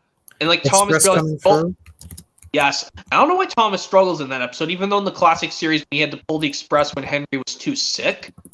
And Yeah. he was able to fine, but this one he struggles to pull the Express. Yeah. Even though there's a season 18 episode, he pulls 2 Express coaches, even though he could have just pulled Annie and Clarabelle. Or branch line coaches. He could have done that. Well, yeah, and Duck Takes Charge, that one example, Duck Takes Charge, he's pulling those 2 red coaches. What do you Yeah. call those small red coaches or something? I think they're just called branch line coaches. Like, because you know how in the very first season of Thomas, they're just known as those like little old coaches, like you see in like they used to like branch line trains or sometimes pull on the main line by other ones. Oh, are we talking about the orange ones that look like Annie and Clarabelle? No, I'm talking about the ones that look like the express coaches, but they're just in small size. They're just like, Oh. you Oh, mean can like you give I'm me talking an about example like James in a Mess? yes, and also in what was the other episode? I think also in Henry Special Cole and Thomas Henry- and the Conductor? yes. Okay, yeah. Those- I think I get what you're talking about. Those coaches those- never appear afterwards. But those red branch line ones do, and like Thomas pulls them in Duck Takes Charge. But yeah, let's get back to the episodes. Old Wheezy Wobbles when they realize Thomas realizes that both Den and Dart should have been the ones to both fix Old Wheezy, because Den and Dart should be next to each other at all times because they don't like to be separated from each other. Express coming through should be included. Yeah. Oh yeah, I mean Express coming through, not Old Wheezy Wobbles. We already talked about that one. Oh, Express coming through, as I'm trying to say. Gotta And- say, this one is pretty good. This felt like Dowager had. I didn't like her booming. She could have gotten a heart attack and could have gotten a sore throat. Yeah. But that's just due to Keith Wickham. I don't blame Keith Wickham. I like the gentleman who does her funny lady impressions as Keith Wickham. No, as Dowager had Keith Wickham doing that. Yeah. But I got to admit, Sir Tomat's booming. Where are the balloons? We must have balloons for a party. This one, he was like crazy. It's like he was wondering where are the balloons. We must have balloons for a party. Yeah.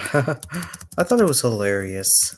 And like Thomas says, he will get them. He's not very strong, but he can be quick. He can race to get them and come back. And then Thomas didn't have to be strong to pull the balloons. He could just race to get them really quickly. But yeah, let's get to what was it? Flashbang Wallop. Yeah, we What? can include Yes. them. Every time Thomas says the words Flashbang Wallop, I laugh at it so much. Yeah, I thought it was hilarious too, to be honest. I mean, Like even though Thomas was doing his job trying to get to Farmer Trotter's farm, like even like he kept messing up the photographs, but he was doing his job properly.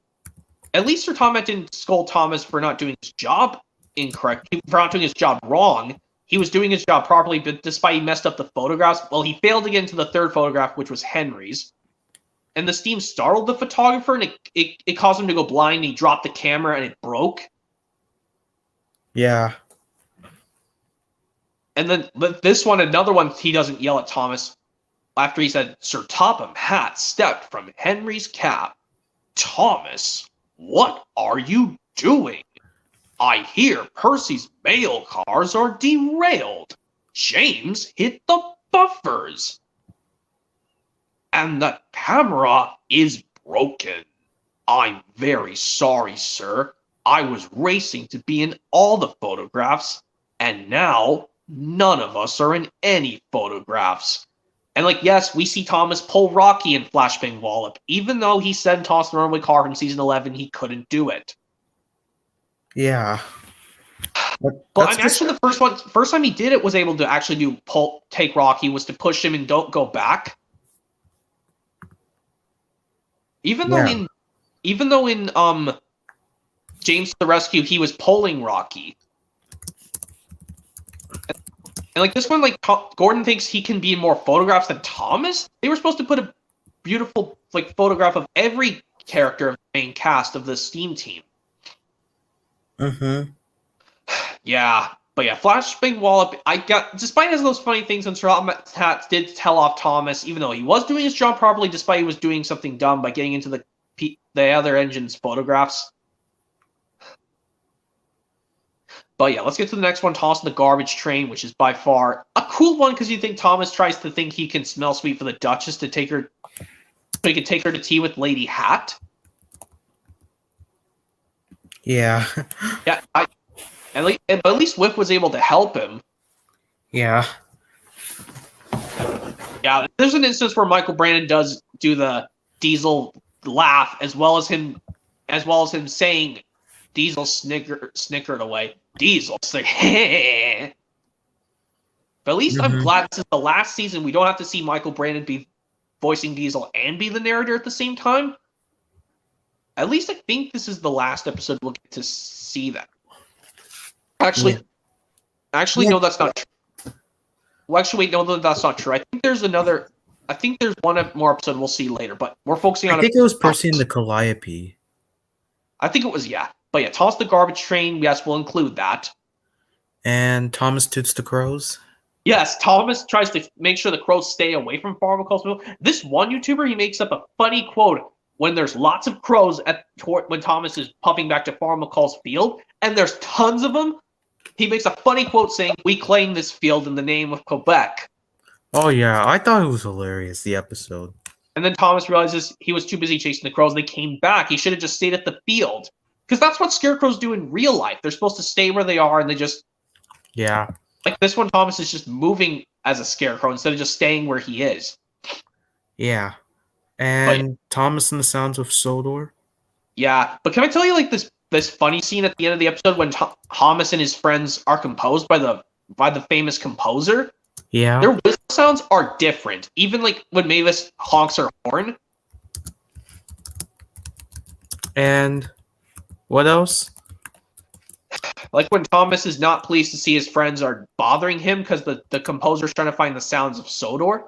Uh-huh. Yeah. This one, like, he's still stern to his friends, but he realizes, and then Thomas, on the third strike, he's still mad that James is ruining his thing, but then James told him to slow down because there was some construction signs up ahead telling the quarry was closed. Yeah. And the composer lost all his sheets. Yeah. And what about Sodor Surprise Day? Can we include that? I guess, but can I say that this episode was by far the worst? Well, by far one of the worst. Garbage. Huh? Why do you think it's garbage? Sodor Surprise Day? Because Thomas trying to surprise Gordon and all that stuff. Oh, man. But I gotta tell you, it kind of reminds me of being a muddy and yucky, disgusting kid back then. Like when I tried to startle someone and I got covered in like messy coal. I could pretend myself getting covered in mud and garbage. But you want to know the biggest problem with the episode? What? You know the scene where Thomas ruins all the fireworks? Like, I know Cranky was startled when he says, "Hoist my hook! Who's making all that noise?" Yeah, and he drops the crate full of fireworks, and then fireworks go out everywhere and all that stuff. Dude, and then he could have caused a lot of injuries. Do you have any idea?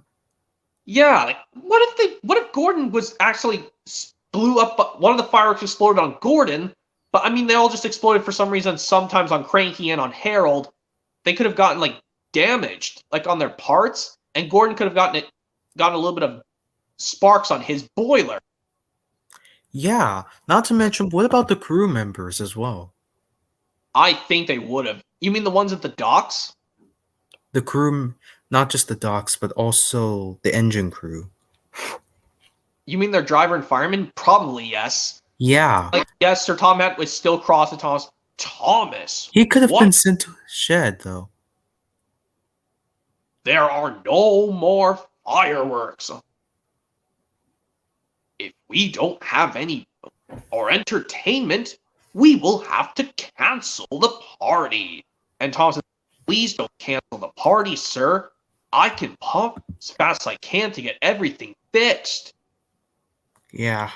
And Sir Thomas says, "Very well, but first you must go to the washdown there is not enough time for one engine to do this alone.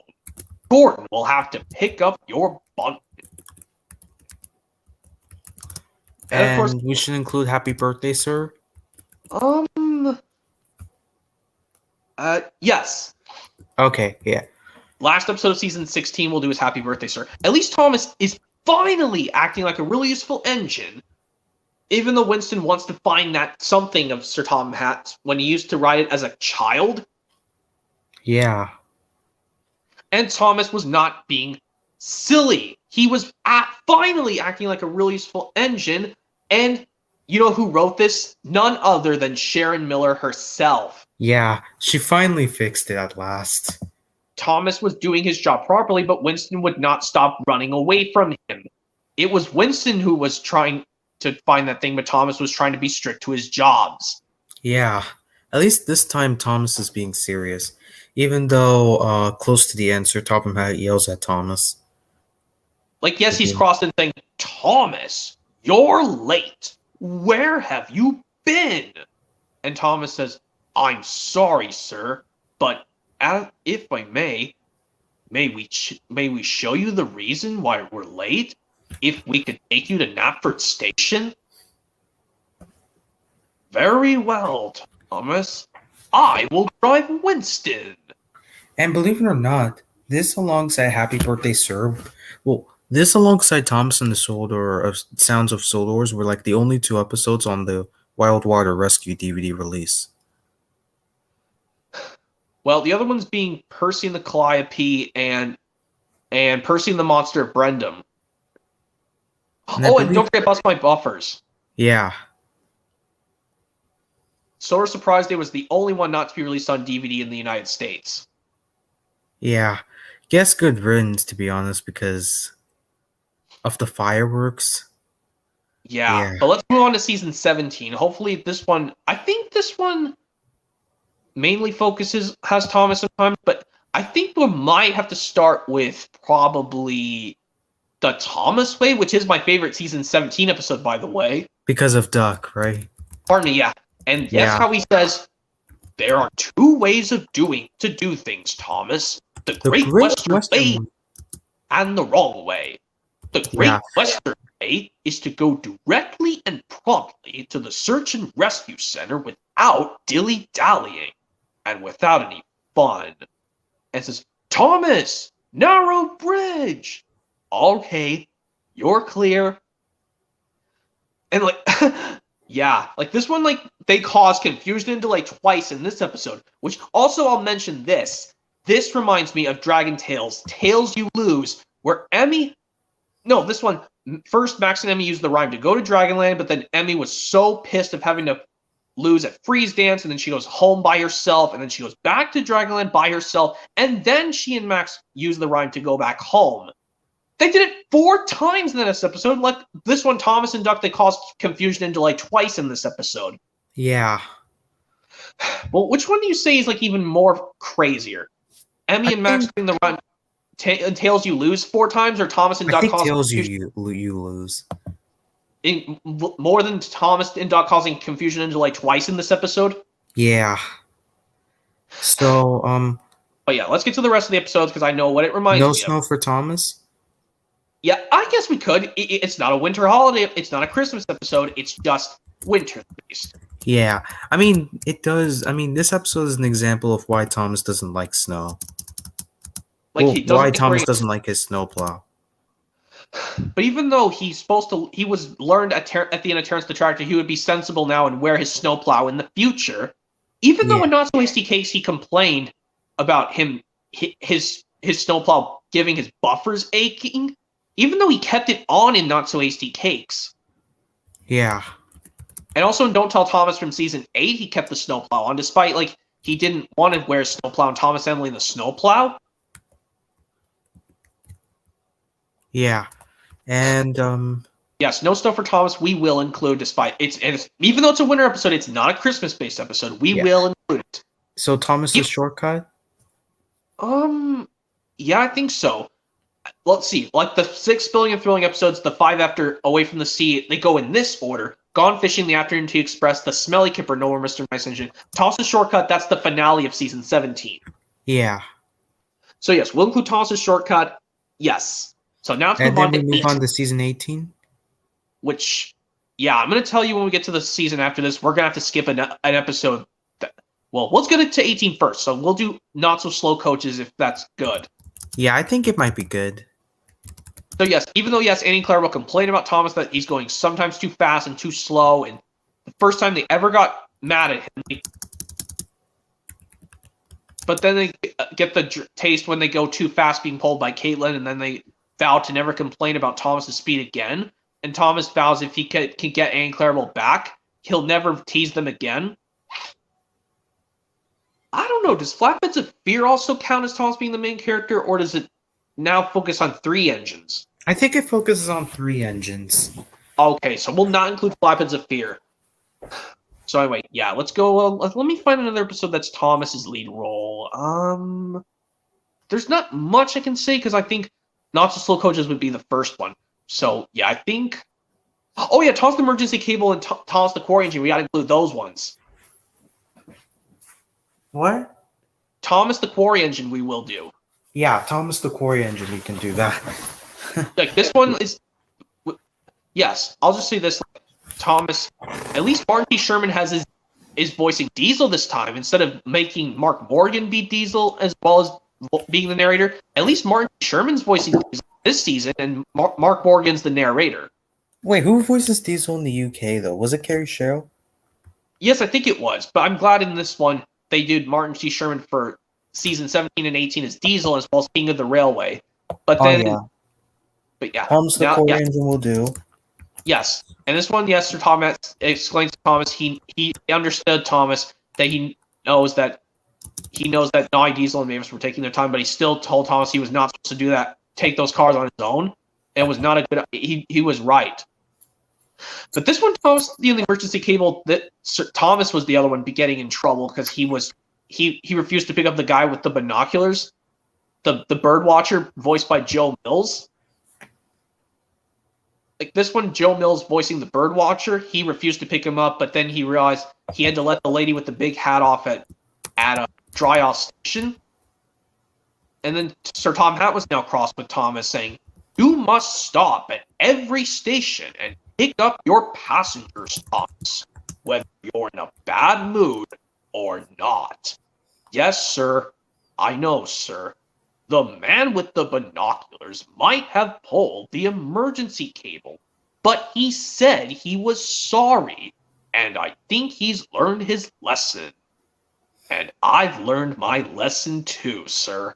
And then, of course, when Annie's pleased to have her new wheel back, and Annie asked Thomas, "How did Victor find her wheel so fast?" And Thomas explained, "I told him it was an emergency."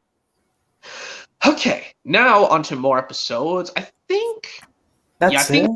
I think that's it. I think the rest of the episodes focus on other characters. Yeah, let me see. So it's Not So Slow Coaches, Thomas the Quarry Engine, and Thomas the Emergency Cable. Yeah, I think that's it. So let's just move on to season 19, where this time, yes, Joseph May is now the voice of Thomas. Not to mention that Keith Wickham also voices Sir Topham Hatt in the U.S. Well, this was the first time in the U.S. Keith Wickham voiced Sir Topham Hatt, as well as The Adventure Begins. But starting with Hero of the Rails, Keith Wickham was Carrie Shale. Well, yes, Carrie Shale, but in the UK it was still Keith Wickham, all the way up to Modern Thomas. But yes, who's Jeffrey we could include? Yeah, let's do that. Because like Thomas, I gotta say, the Jeffrey voice of Thomas is hilarious. Yeah. Yeah, I think it should have been devoted to someone else, because I think Thomas should have just realized before that accident happened, instead of just making up a big lie. Yeah. And how's Lost Property? Lost Property, yes, we will include. Of course, when some silly school children get on board Clarabelle, and I think Sir Tom and the inspectors are also in Clarabelle. Are they in Annie? I think they're all in Clarabelle. Yeah, probably. And like when they get on, and this one boy makes a funny face, and then Sir Thomas says, Now, young man, apologize at once." He says, "Sorry," and then he blows a raspberry at him and says, "Oh, why you?" And then Annie says, How's cheap monkeys. how's Don't helping hero? what? Oh, continue on. I was doing the part in Lost Property when one of the children made that funny face at Sir Tom and Sir Tom had told that young man to apologize at once. He said sorry, but then he didn't learn from it, and he blew raspberry at him and said Sir Tom got angry again, saying, "Why you?" And Annie says, "Cheeky monkeys." And Thomas says, "Don't worry, Annie." And then the one child was being foolish, and he pulled the emergency cable. Hey, that really is it, young. Says, "No, not the emergency cable." Yeah, it was hilarious, I'll say. I could watch that from put it on the loop for 10 minutes. Yeah, I think this is one of those moments in which Sir Topham Hatt acts really silly. I mean, season 19 is. Well, sometimes he acts serious in season 19, but this one, I mean, he is kind of. Well, this one he is kind of silly because he plays with what is it called? A ping ball or is it a ping pong ball? I think it's a ping pong ball, but yeah. And then he blows. He hurts himself and gets a. He gets a black eye. Oh, that's gotta hurt. Oh yeah. Well, let's just go straight to after. I think most of the. But the next episode after next episode after Lost Property, it was Henry Spots Trouble. Even though we're focusing on Thomas, okay, but I did find it funny at the end of Henry Spots Trouble where Sir Topham has the squats and then all of a sudden he rips his pants. Yeah, but I thought it was hilarious. Yeah, also, hang on.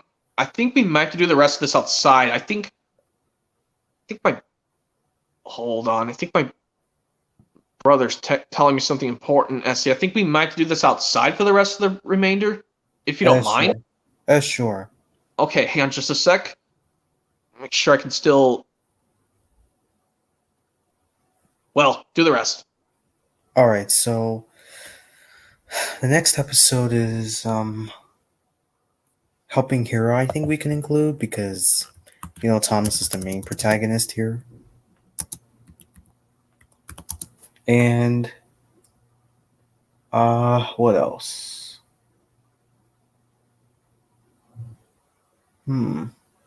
Thomas the Babysitter we can include. Even though I know it's probably one of the worst episodes of this season. I think don't include Thomas the Babysitter. It's bad. Oh. Okay, what can we include?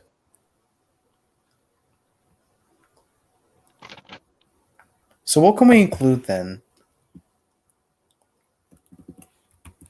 Helping Hero?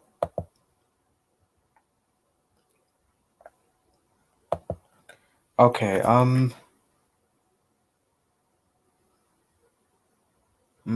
I think maybe we can include The Other Side of the Mountain.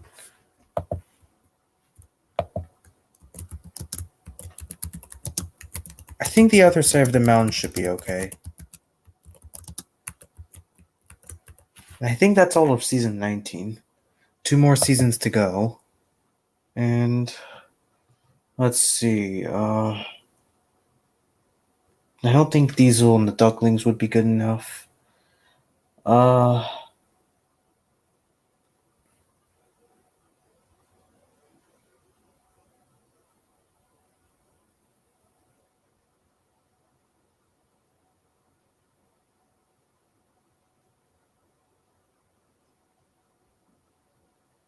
I don't know any other season 20 episodes in which Thomas is the main character. Let me find it real quick. No, not Sydney Sings. No.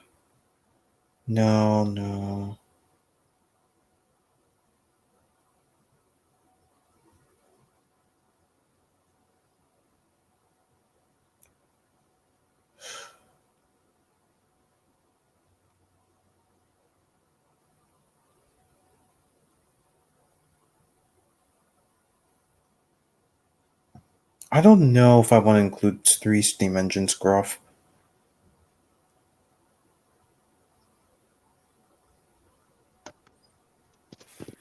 Yeah, hang on a second. Yeah, what's up? I think I missed some of the episodes while I was trying to set up my stuff to bring out here. Yeah, so the episodes I included were helping Hero on the other side of the mountain. Yeah, Those just good do enough like to you? Huh? yes, just so we can avoid Thomas the Babysitter because no one cares about that episode. Okay. And moving on to season 20. I think saving time could work. Or I if guess. not, I don't think so, to be honest. I mean,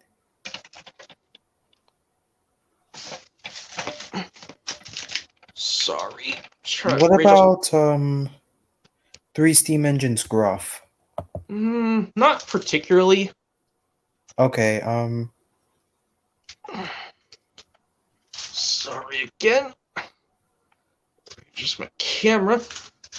So I think there's barely any season 20 episodes where Thomas is the lead role. yeah, he has like a major and a minor role at the same time. Yeah. Think we should skip to 21? I mean, yeah, I think we may have to skip to just season 21 because there's barely any season 20 episodes where Thomas is the lead role. Because I guess, yes, Three Steam Engines Gruff doesn't really count. Yeah. So unscheduled stops. Wait. Is the only season 21 episode. But yes, I was just saying about the other episodes. Can we include a Cranky Christmas for the other season 19 episodes? Because that one, it's winter themed, but they don't do Christmas stuff in that episode. Even though, yes, Salty and Cranky do sing We Wish You a Merry Christmas at the end of the episode, wouldn't that be still good to add or no?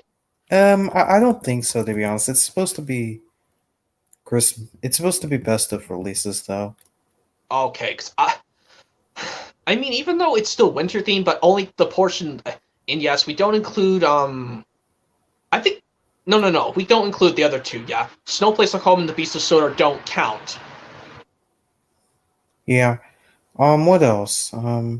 So I think Unscheduled Stops is the only season 21 episode we have Thomas as the lead role. Yeah, I think that's it. Oh yeah, we can't do Terrence Breaks the Ice either. Despite its winter theme, they get a Christmas tree for the thing at the Earl's Castle, so that doesn't count either. Even though Thomas is the lead role in that episode, and his side character is Terrence. Yeah, I think that's it for Best of Thomas. Yeah.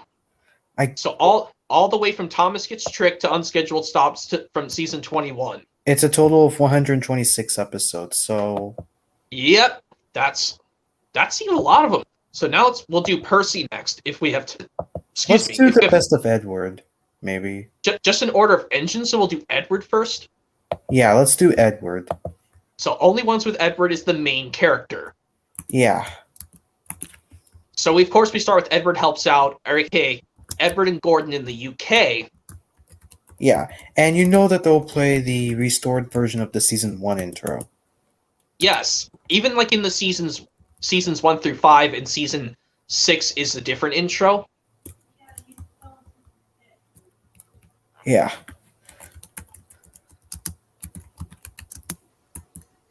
So we'll start with Edward Helps Out, or aka Edward and Gordon in the UK. Yeah. So this one, I think, yes, we'll still go from season to 21. So, season 20. Yeah. Yes, season 1 to 21 with Edward. We'll start with Edward Helps Out from season 1, or aka Edward and Gordon in the UK. And then...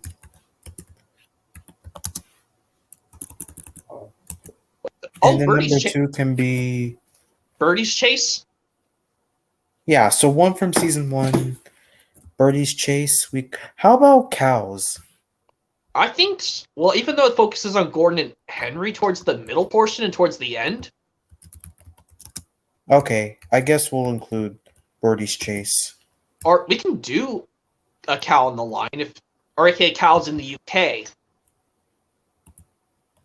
Because it's based off the Railway Series book Edward the Blue Engine, that's why it kind of focuses on Edward, but then it cuts to the two big engines being afraid of the cow.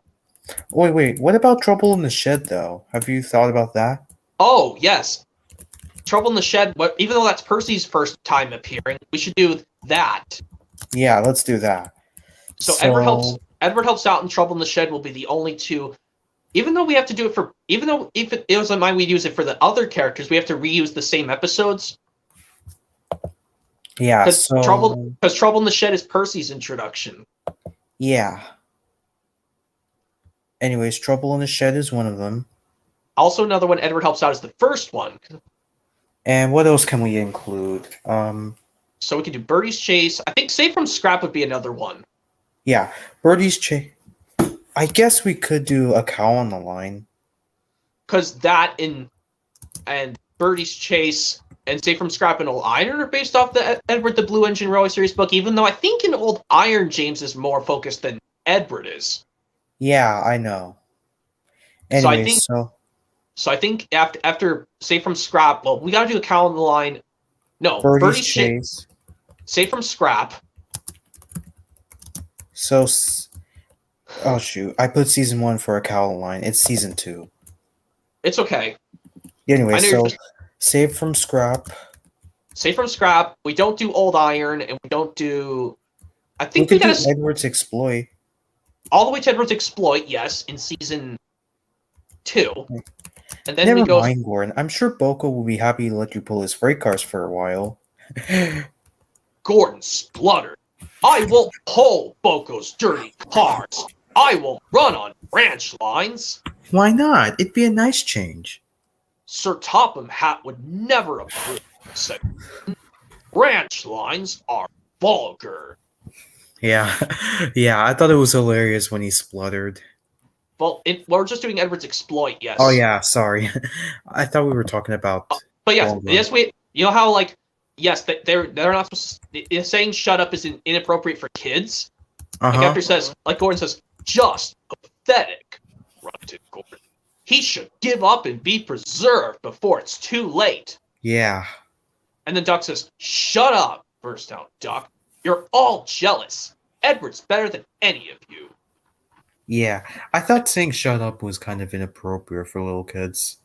Like, also, like, when Boko says, you're right, Duck, said Boko. Edward's old, but he'll surprise us all. Yeah.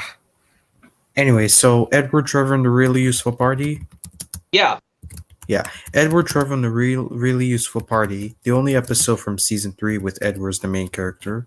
Yeah, I think in Season 4, I don't think Edward gets any major roles. Edward gets some role, but not major roles. Like in Four Little Engines, he's just seen in a couple scenes where he's talking to Skarloey. And then I believe he also gets a role in Thomas and Stepney, and also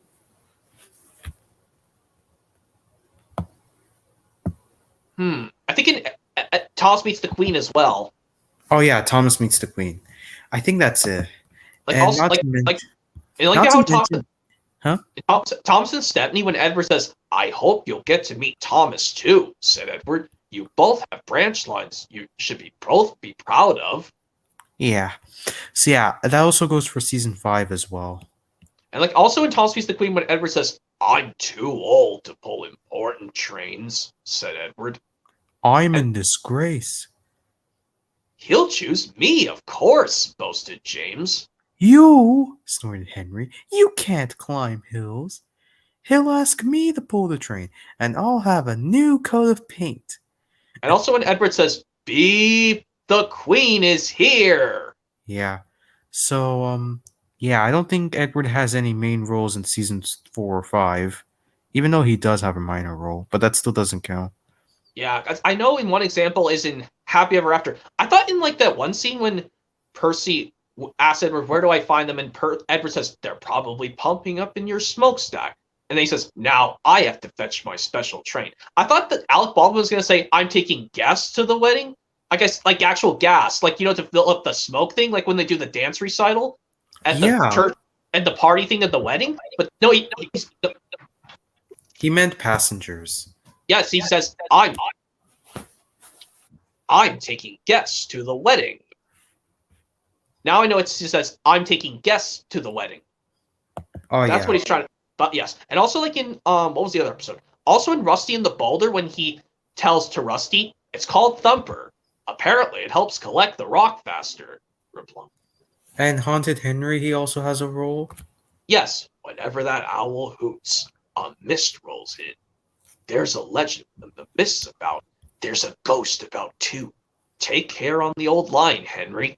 And he also has a role on James in The Trouble with Trees. He's like, so Topham Hatt thinks you both are brave engines. Thomas, you're going to get a new coat of paint.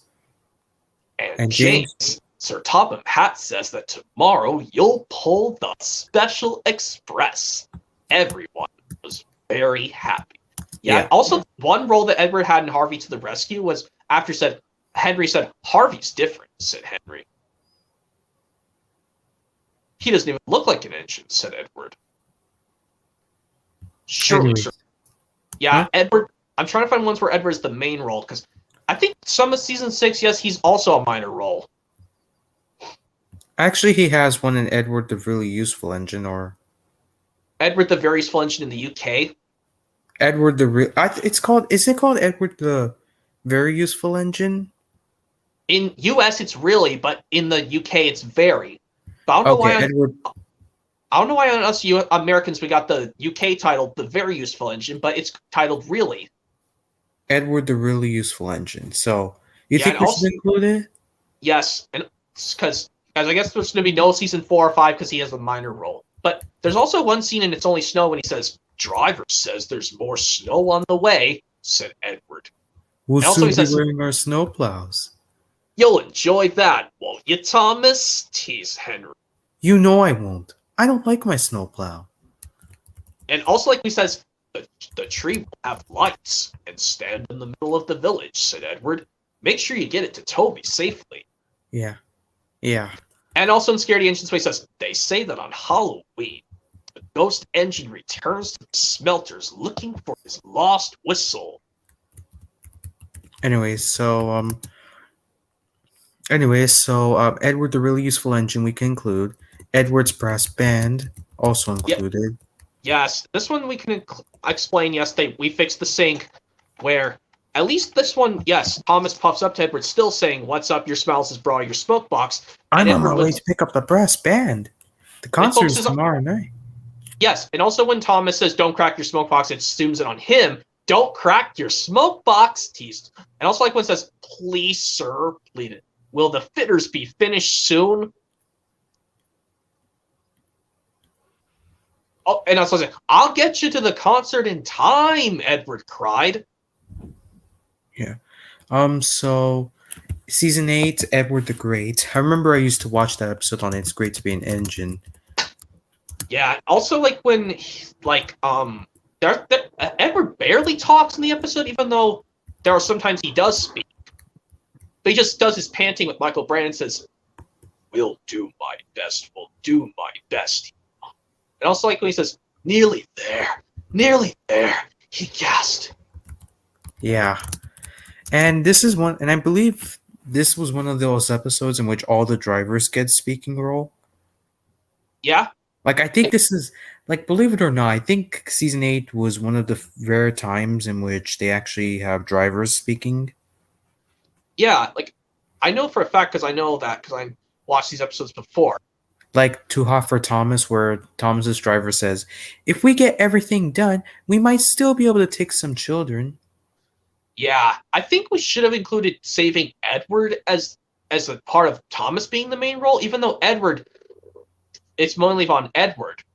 Yeah. So yeah, saving Edward still counts as best of Edward.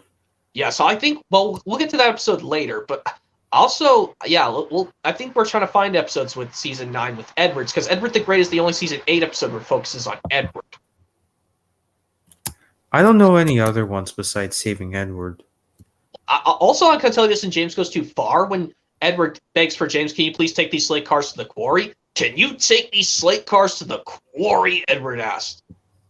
"Sorry, Edward, but I can't," protested James. "I got the most important job on the island." Edward has a main role in Keeping Up with James, but I think Keeping Up with James should be part of Best of James, you think? Yeah. Yeah, we should, yeah. So I'm just trying to think of other ones where Edward is the main character in season 9, but I think it's mainly just saving Edward. Yeah, and then in season 10, There's a Ugh. Edward episode that's bad. Edward Edward- Strikes Out. I Yeah, have like this to one- include it. I don't have Yeah, a choice. Yeah, but we need to pay respect to Edward, even though he's bossy in that episode. He could have just done the right thing by Thomas, just go get Rocky. Or you could have used James as the main character instead. Well, him wearing Edward's mad expression mask, or like James wearing stealing Edward's face mask, like Edward wore James's sad face in Edward Helps Out. Yeah. But and also, like, I know for a fact, like, you know, when I watched the Edward Strikes Out on PBS Kids before, SE, when I was a kid, every time when Edward says, "I don't need your help," sniffed Edward, it always freezes. I can't even finish the rest of the PBS Kids airing. The one where it has Edward Strikes Out and Topped Off Thomas, I can't even finish it. Like, at one time when I woke up early on Saturday morning, that airing would always freeze, and it wouldn't even finish at all. When did was you like, watch? What year did you watch it in? 2006, I think. Oh, okay. So I think like it always phrased after Edward would say, "I don't need your help," sniffed Edward, and he doesn't even say "newfangled nonsense," and he says "newfangled nonsense." Like, take a ton of a drink every time they say "newfangled nonsense." That's a funny thing to do in this episode. Yeah. Count how many times they say "newfangled nonsense." That's the funniest thing to do. Despite a lot of people hate this episode, yeah. And of course, like when he says, "Rocky, we need your help. It's an emergency." Yeah. And how can Rocky whistle? He's a crane. Yeah. I mean, I can understand Harvey because he's not just a crane, he's also a train too. An engine, I mean, sorry. Yeah, but of course, yes, And, Edward Strikes Out's the only lead role with Edward in season 10. and Edward in the Mail. Yes. What do you think Like of Edward in the Mail, in your opinion? Kind of good. I mean, Edward's nervous. He never done the mail before because, he's done other jobs before, like pulling lots of...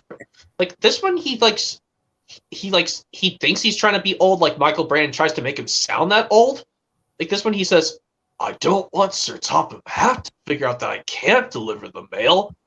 I'll have to figure out how to do it by myself." To be honest, I don't think this episode is as bad as Edward Strikes Out, but it still has its problems. Yeah, like this one, Sir Topham Hatt does get a lot of complaint phone calls saying that Edward delivered all the parcels to the wrong places and he has to try again. Yeah. But yeah, season 12, we're going to do... Steady Eddie, Yes. which is a Exactly. short name for... Oh, oops. Oh, I already included Steady Eddie. Never mind. Yeah, Steady Eddie was like... They used the footage from Edward in the mail, but they just edited out that one scene. Where he passes the windmill? Yes. Yeah. And also, like, when they say, "Edward the Steady is at the ready." Like, they make the Trackmaster talking Edward, and he says that phrase, but with his William Hope voice, and Trackmaster talking Edward. Yeah. He says Edward the Steady is at the ready, but with his William Hope voice chip in there. But they just do it with Michael Brandon in the actual episode. They say, "Edward the Steady is at the ready." Okay. Yeah. And any season 13 episodes that have Edward as the main character, or no? I don't think there is. No, there's not. Even though Okay, so move on to season 14. where we have Charlie and Eddie, yes. Yeah. You remember when you remember earlier I was talking about playtime? Yes. Yeah, this is similar, except it's more annoying. Yeah, like this one, Sir Topham Hatt is upset at Edward for what he did to his car. Like when Yeah. they put the funniest funnel on it, but he didn't like it. And he says, "Edward, what have you done to my car?" Yeah. And like he sighs, "So do I, Edward." And then we got Edward the Hero from season 15. Like this one, Edward tried to see if he could be strong, fast, and stern, but he wasn't. But Sir Topham Hatt said he didn't have to be strong, fast, and stern. He could be kind, funny, and gentle. Yeah. I think that makes him in character. Yes. So let me see if there are other ones that star Edward. I think Edward stars in Salty Surprise in season 16, but I don't think we're going to include that, so we're just going to go straight to 17. I don't know if 17 also has it though. Let's see. I'm trying to think if there are some ones where Edward is the role in 16. I don't think so. 17. Don't think he has a role. Old Reliable Edward from season 18. I think we should include it. Yeah, I think we skipped some seasons with Edward because I think many of them just sometimes do Thomas and others. But I know there's a scene in what was it? I think Old there was Reliable Edward? No, I'm talking about some of the episodes of season 17 where Edward. I think Edward spoke in. I'm trying to think of ones that are not also Christmas themed either. Yeah. I think there was one where he was like, what was it? I can't remember honestly, but let's just do 18's Old Reliable Edward. Yeah, let's do that. I already typed that in. Any season 19 episodes? Nope. No. So I think I think also to be for honest, 18, Edward has hardly has any major roles. like I know for a fact in Old Reliable Edward, like that's a thing like, and then Edward says, Okay. "Not again." And he says that I'm old and unreliable. But also, like, when Express coming through, aren't you going to say thank you? Why is Gordon so ungrateful? He never says thank you when I give him a push. And he's the one that says that I'm old and unreliable. Maybe it's time we taught that big engine a lesson. How's PA problems? From season 21, Uh-huh. I think good. No, I mean, think we should include it, or... I think so, yes, because Edward, like Sir Tom messes up and makes Thomas and Percy and Toby go to the wrong places, but Edward is the one who's... Yeah, can I tell him when Edward screams at Reg, he's like, Reg! Yeah, and then I don't think we should include the shed for Edward, should we? Well, I mean, it's the perfect finale for Edward. You think we should do it? I think just a way to end off Edward's thing, because I guess Edward's the main role in that, but I don't know why he wants to go back to those sheds with that annoying boxcar Philip. Yeah. He could have just made the right choice and just stayed at the sheds because he doesn't like to be kept up all night. Well, that was quick, to be honest. We just went through Best of Edward already. Oh, it was. Wow. I guess we are. So there's a total of 19 episodes. But I wanted to split it into 2 discs, though. I mean, how are we going to do 19 episodes? Like, some on one disc and on another disc, since there's only 19 we got with Edward as the lead role. Yeah. Yeah. So I guess we're moving on to Henry then. Yeah, let's move on to Henry. So I think there should be at least several episodes that have Henry. We start with the Come Out Henry saga with Henry's Come Out Henry, Henry to the Rescue, or aka The Sad Story of Henry, or Edward Gordon and Henry in the UK. All right, so the Best of Henry.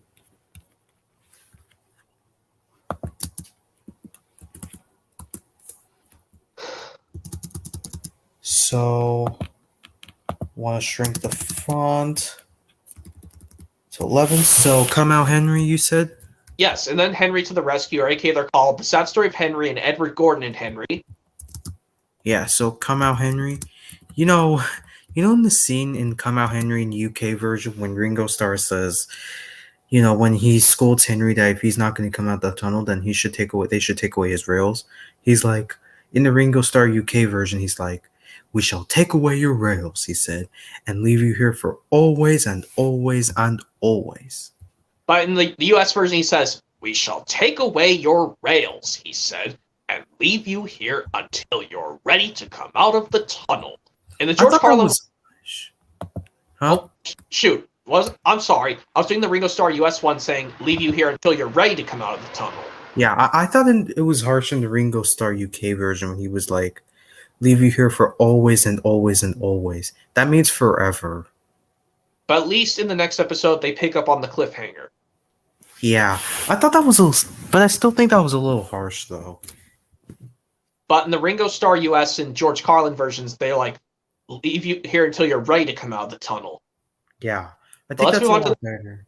Yeah, and then we do the Henry Special Cole arc all together because I think in Whistles and Sneezes Henry is the main lead because I think for some reason Gordon's portion is in the half of and the other half is Henry's side.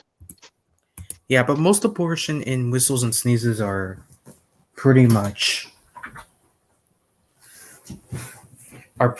Henry for Whistles and Sneezes. So come out Henry and then Henry to the rescue. And then the Henry Special Cole arc from Henry Special Cole, the Flying Kipper, and Whistles and Sneezes. So 5 episodes from season 1. Yep. I don't see any season 2 ones with Henry as the lead role. I'll have to, like I said, he and Gordon are the ones who are somewhat focused on, and then goes back to Edward at the end of Cows, or aka Cow on the Line in the US. Yeah, so should let we me just work do this? on this real quick. So I was thinking, like, should we do it for Henry's point of view, or should we do it for Gordon's when we get to the a Cow on the Line? But we didn't include a Cow on the Line in the Best of Edward one. no, I think we should just leave it the way it is. Okay, so we'll not do a Cow on the Line. So the Flying Kipper. We can include Henry's Force from season 3. I mean, Henry has a main role. Yeah, because I know, like I said, yes, Henry doesn't have to be. But I know that's the episode that Reverend Wilbur Audrey hates the most of season 3, because if he says it's unrealistic, but it's not. I'm pretty sure a lot of people said it's the best. Because I know Henry says even things can, if they're broken down, they can be they can grow again. Yeah. Let's say, yeah, there's no season 2 episodes where Henry's the lead role, so we're skipping straight to the 3rd season. So Whistles and Sneezes. Henry's 1. Henry's Forest from season 3. Henry's Forest from season 3. And there's 2 season 5 episodes. Oh no, there's 1 season 4 episode in which Henry has a main role. Let me go back up real quick to season 3 real quick. Okay, because I think if there's another season 3 episode that we have Henry's the lead role, we'll add it. Besides Henry's Forest. Yeah.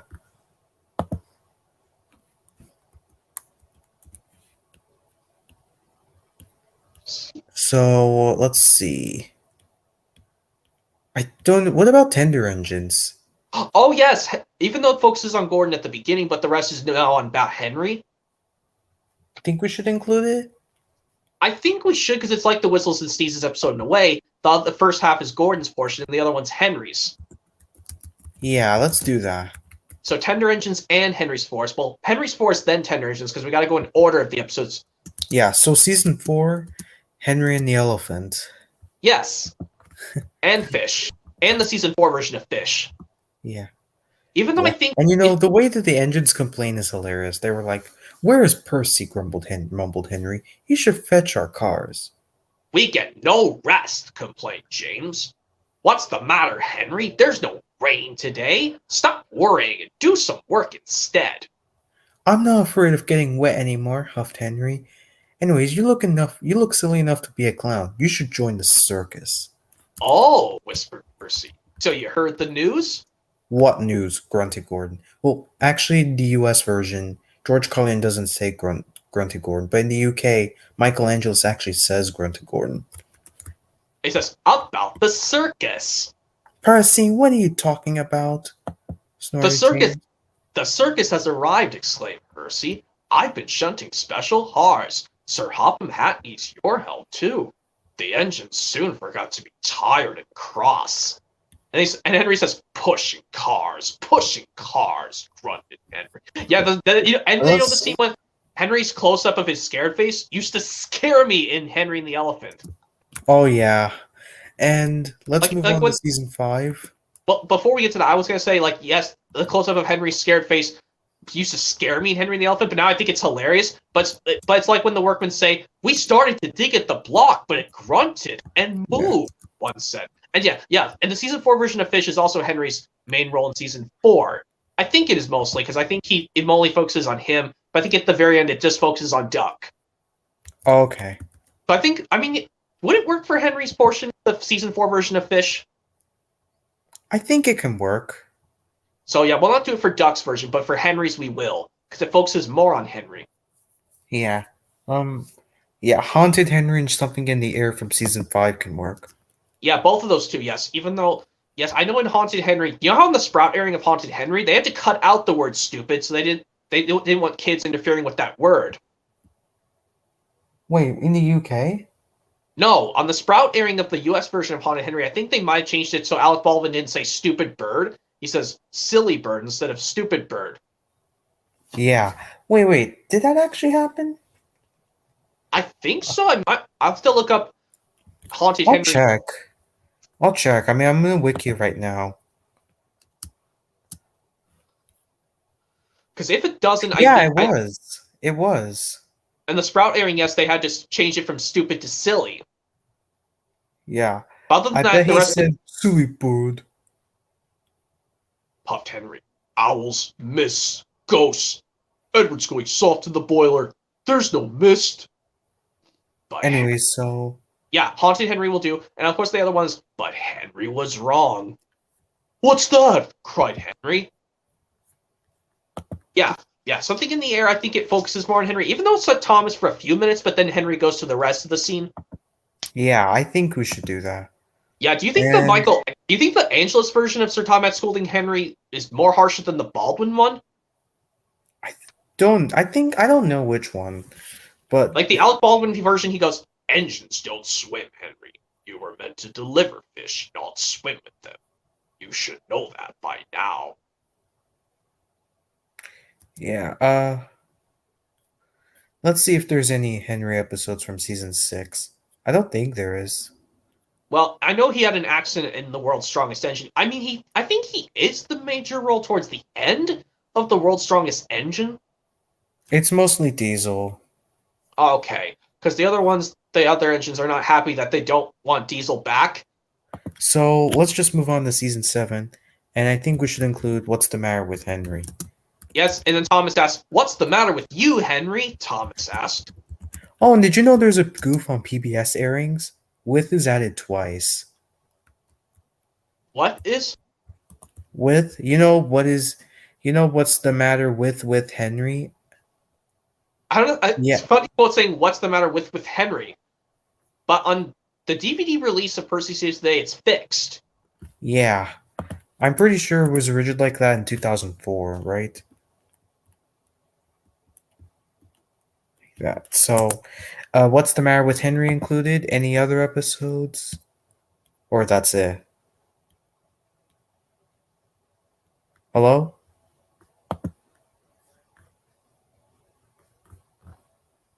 What the heck just happened?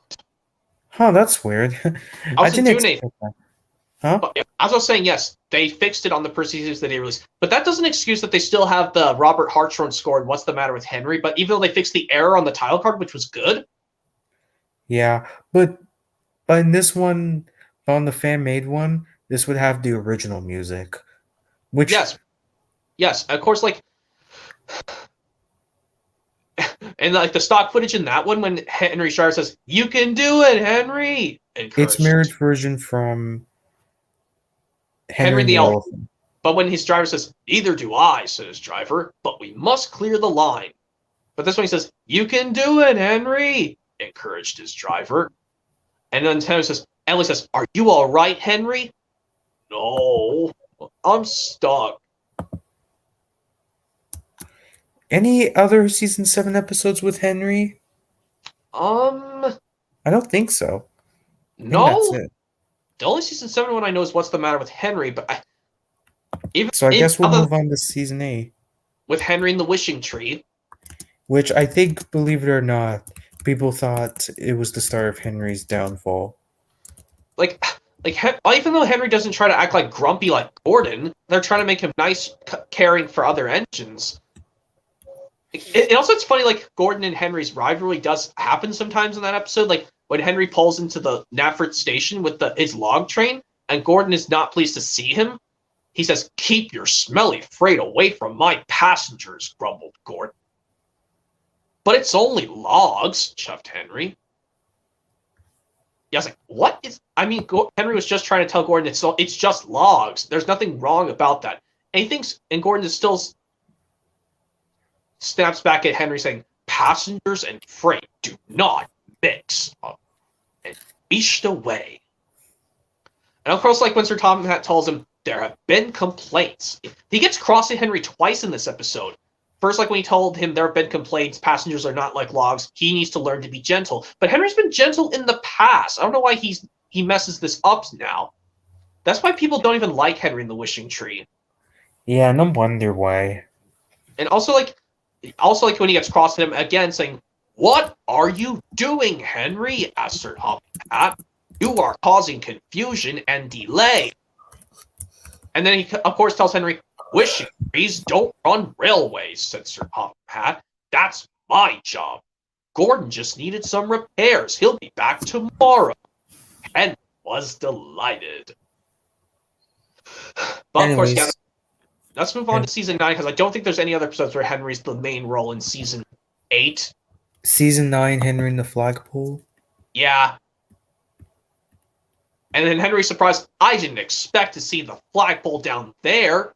It's not tall when you lay it down, matey." And yes, and of course Henry still gets told off by Sir Topham Hatt saying, "Henry, those workmen had an important job to do. You have caused confusion and delay," Sir Topham Hatt said sternly. "Tomorrow you will collect coal, and Edward will take the workmen to the forest." Yeah, I think there's only one season 9 episode where Henry gets a lead role. Yeah, let me maybe go through all real quick.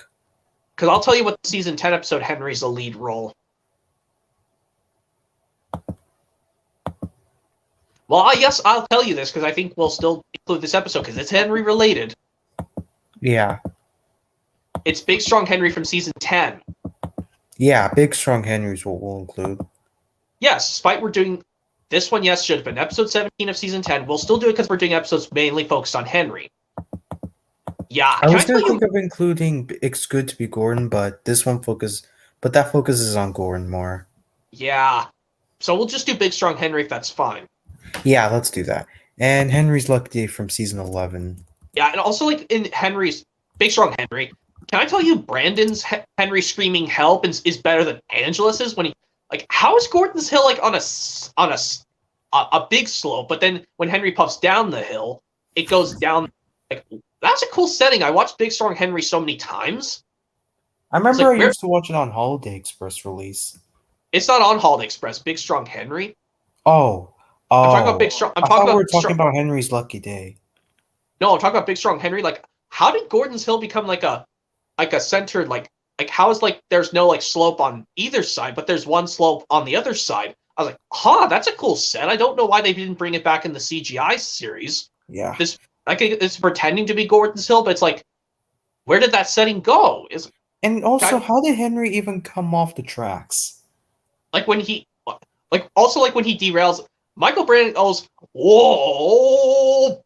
And then he groans, "Oh!" And then the narrator says, "Edward brought Rocky to put Henry back on the track. And he also brought Sir Topham Hatt. Henry looked cross." Yes. They should have added that line. He says, and he also brought Sir Topham Hatt. Henry, booms Sir Topham Hatt. Take those hay bales back to where you found them. One car at a time. Yeah, and Henry's just so miserable with one freight car now that I almost sniffled like that. I mean, I felt bad for the guy. But yeah, Henry's Lucky Day. I remember watching Henry's Lucky Day on the Holiday Express release. I think that's what I meant to say. Yes. So yes, Henry's Lucky Day. I like that episode. Like Henry was so excited to get his Lucky Trucks, but then he realized he was sliding on the rails, and he tried to stop, but he couldn't because he was out of control, and he broke his Lucky Trucks. He was even more upset.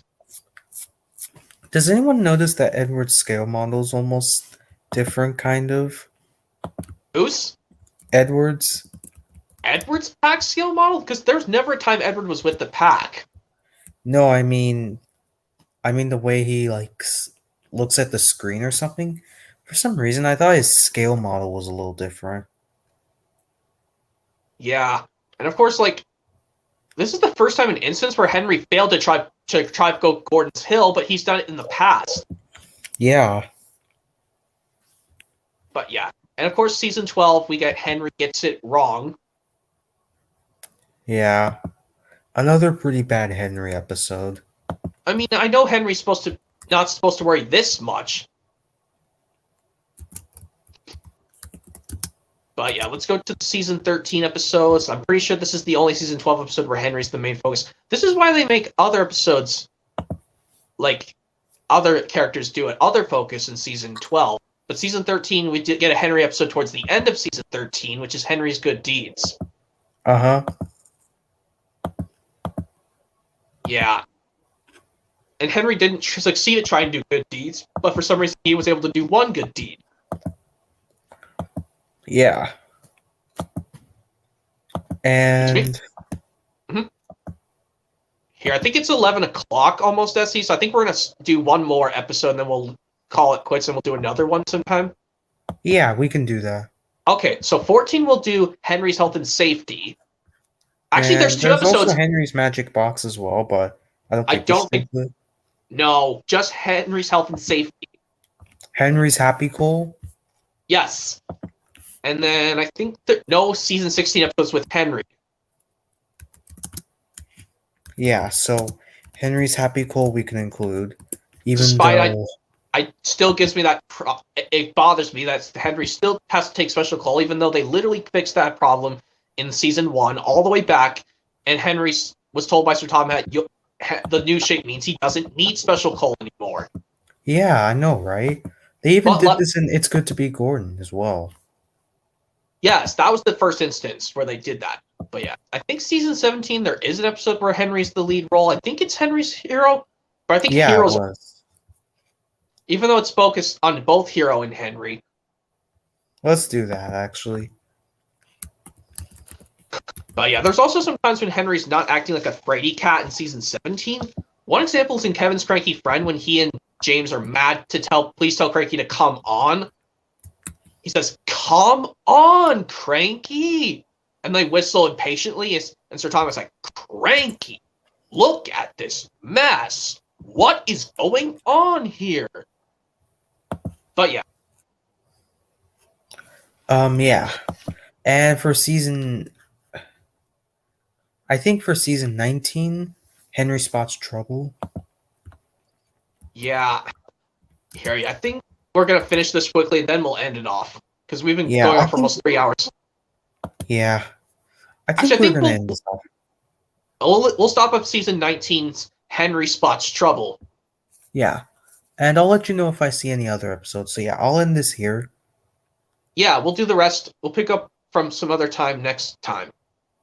Yeah, okay. See ya. Here, I'm going to see ya.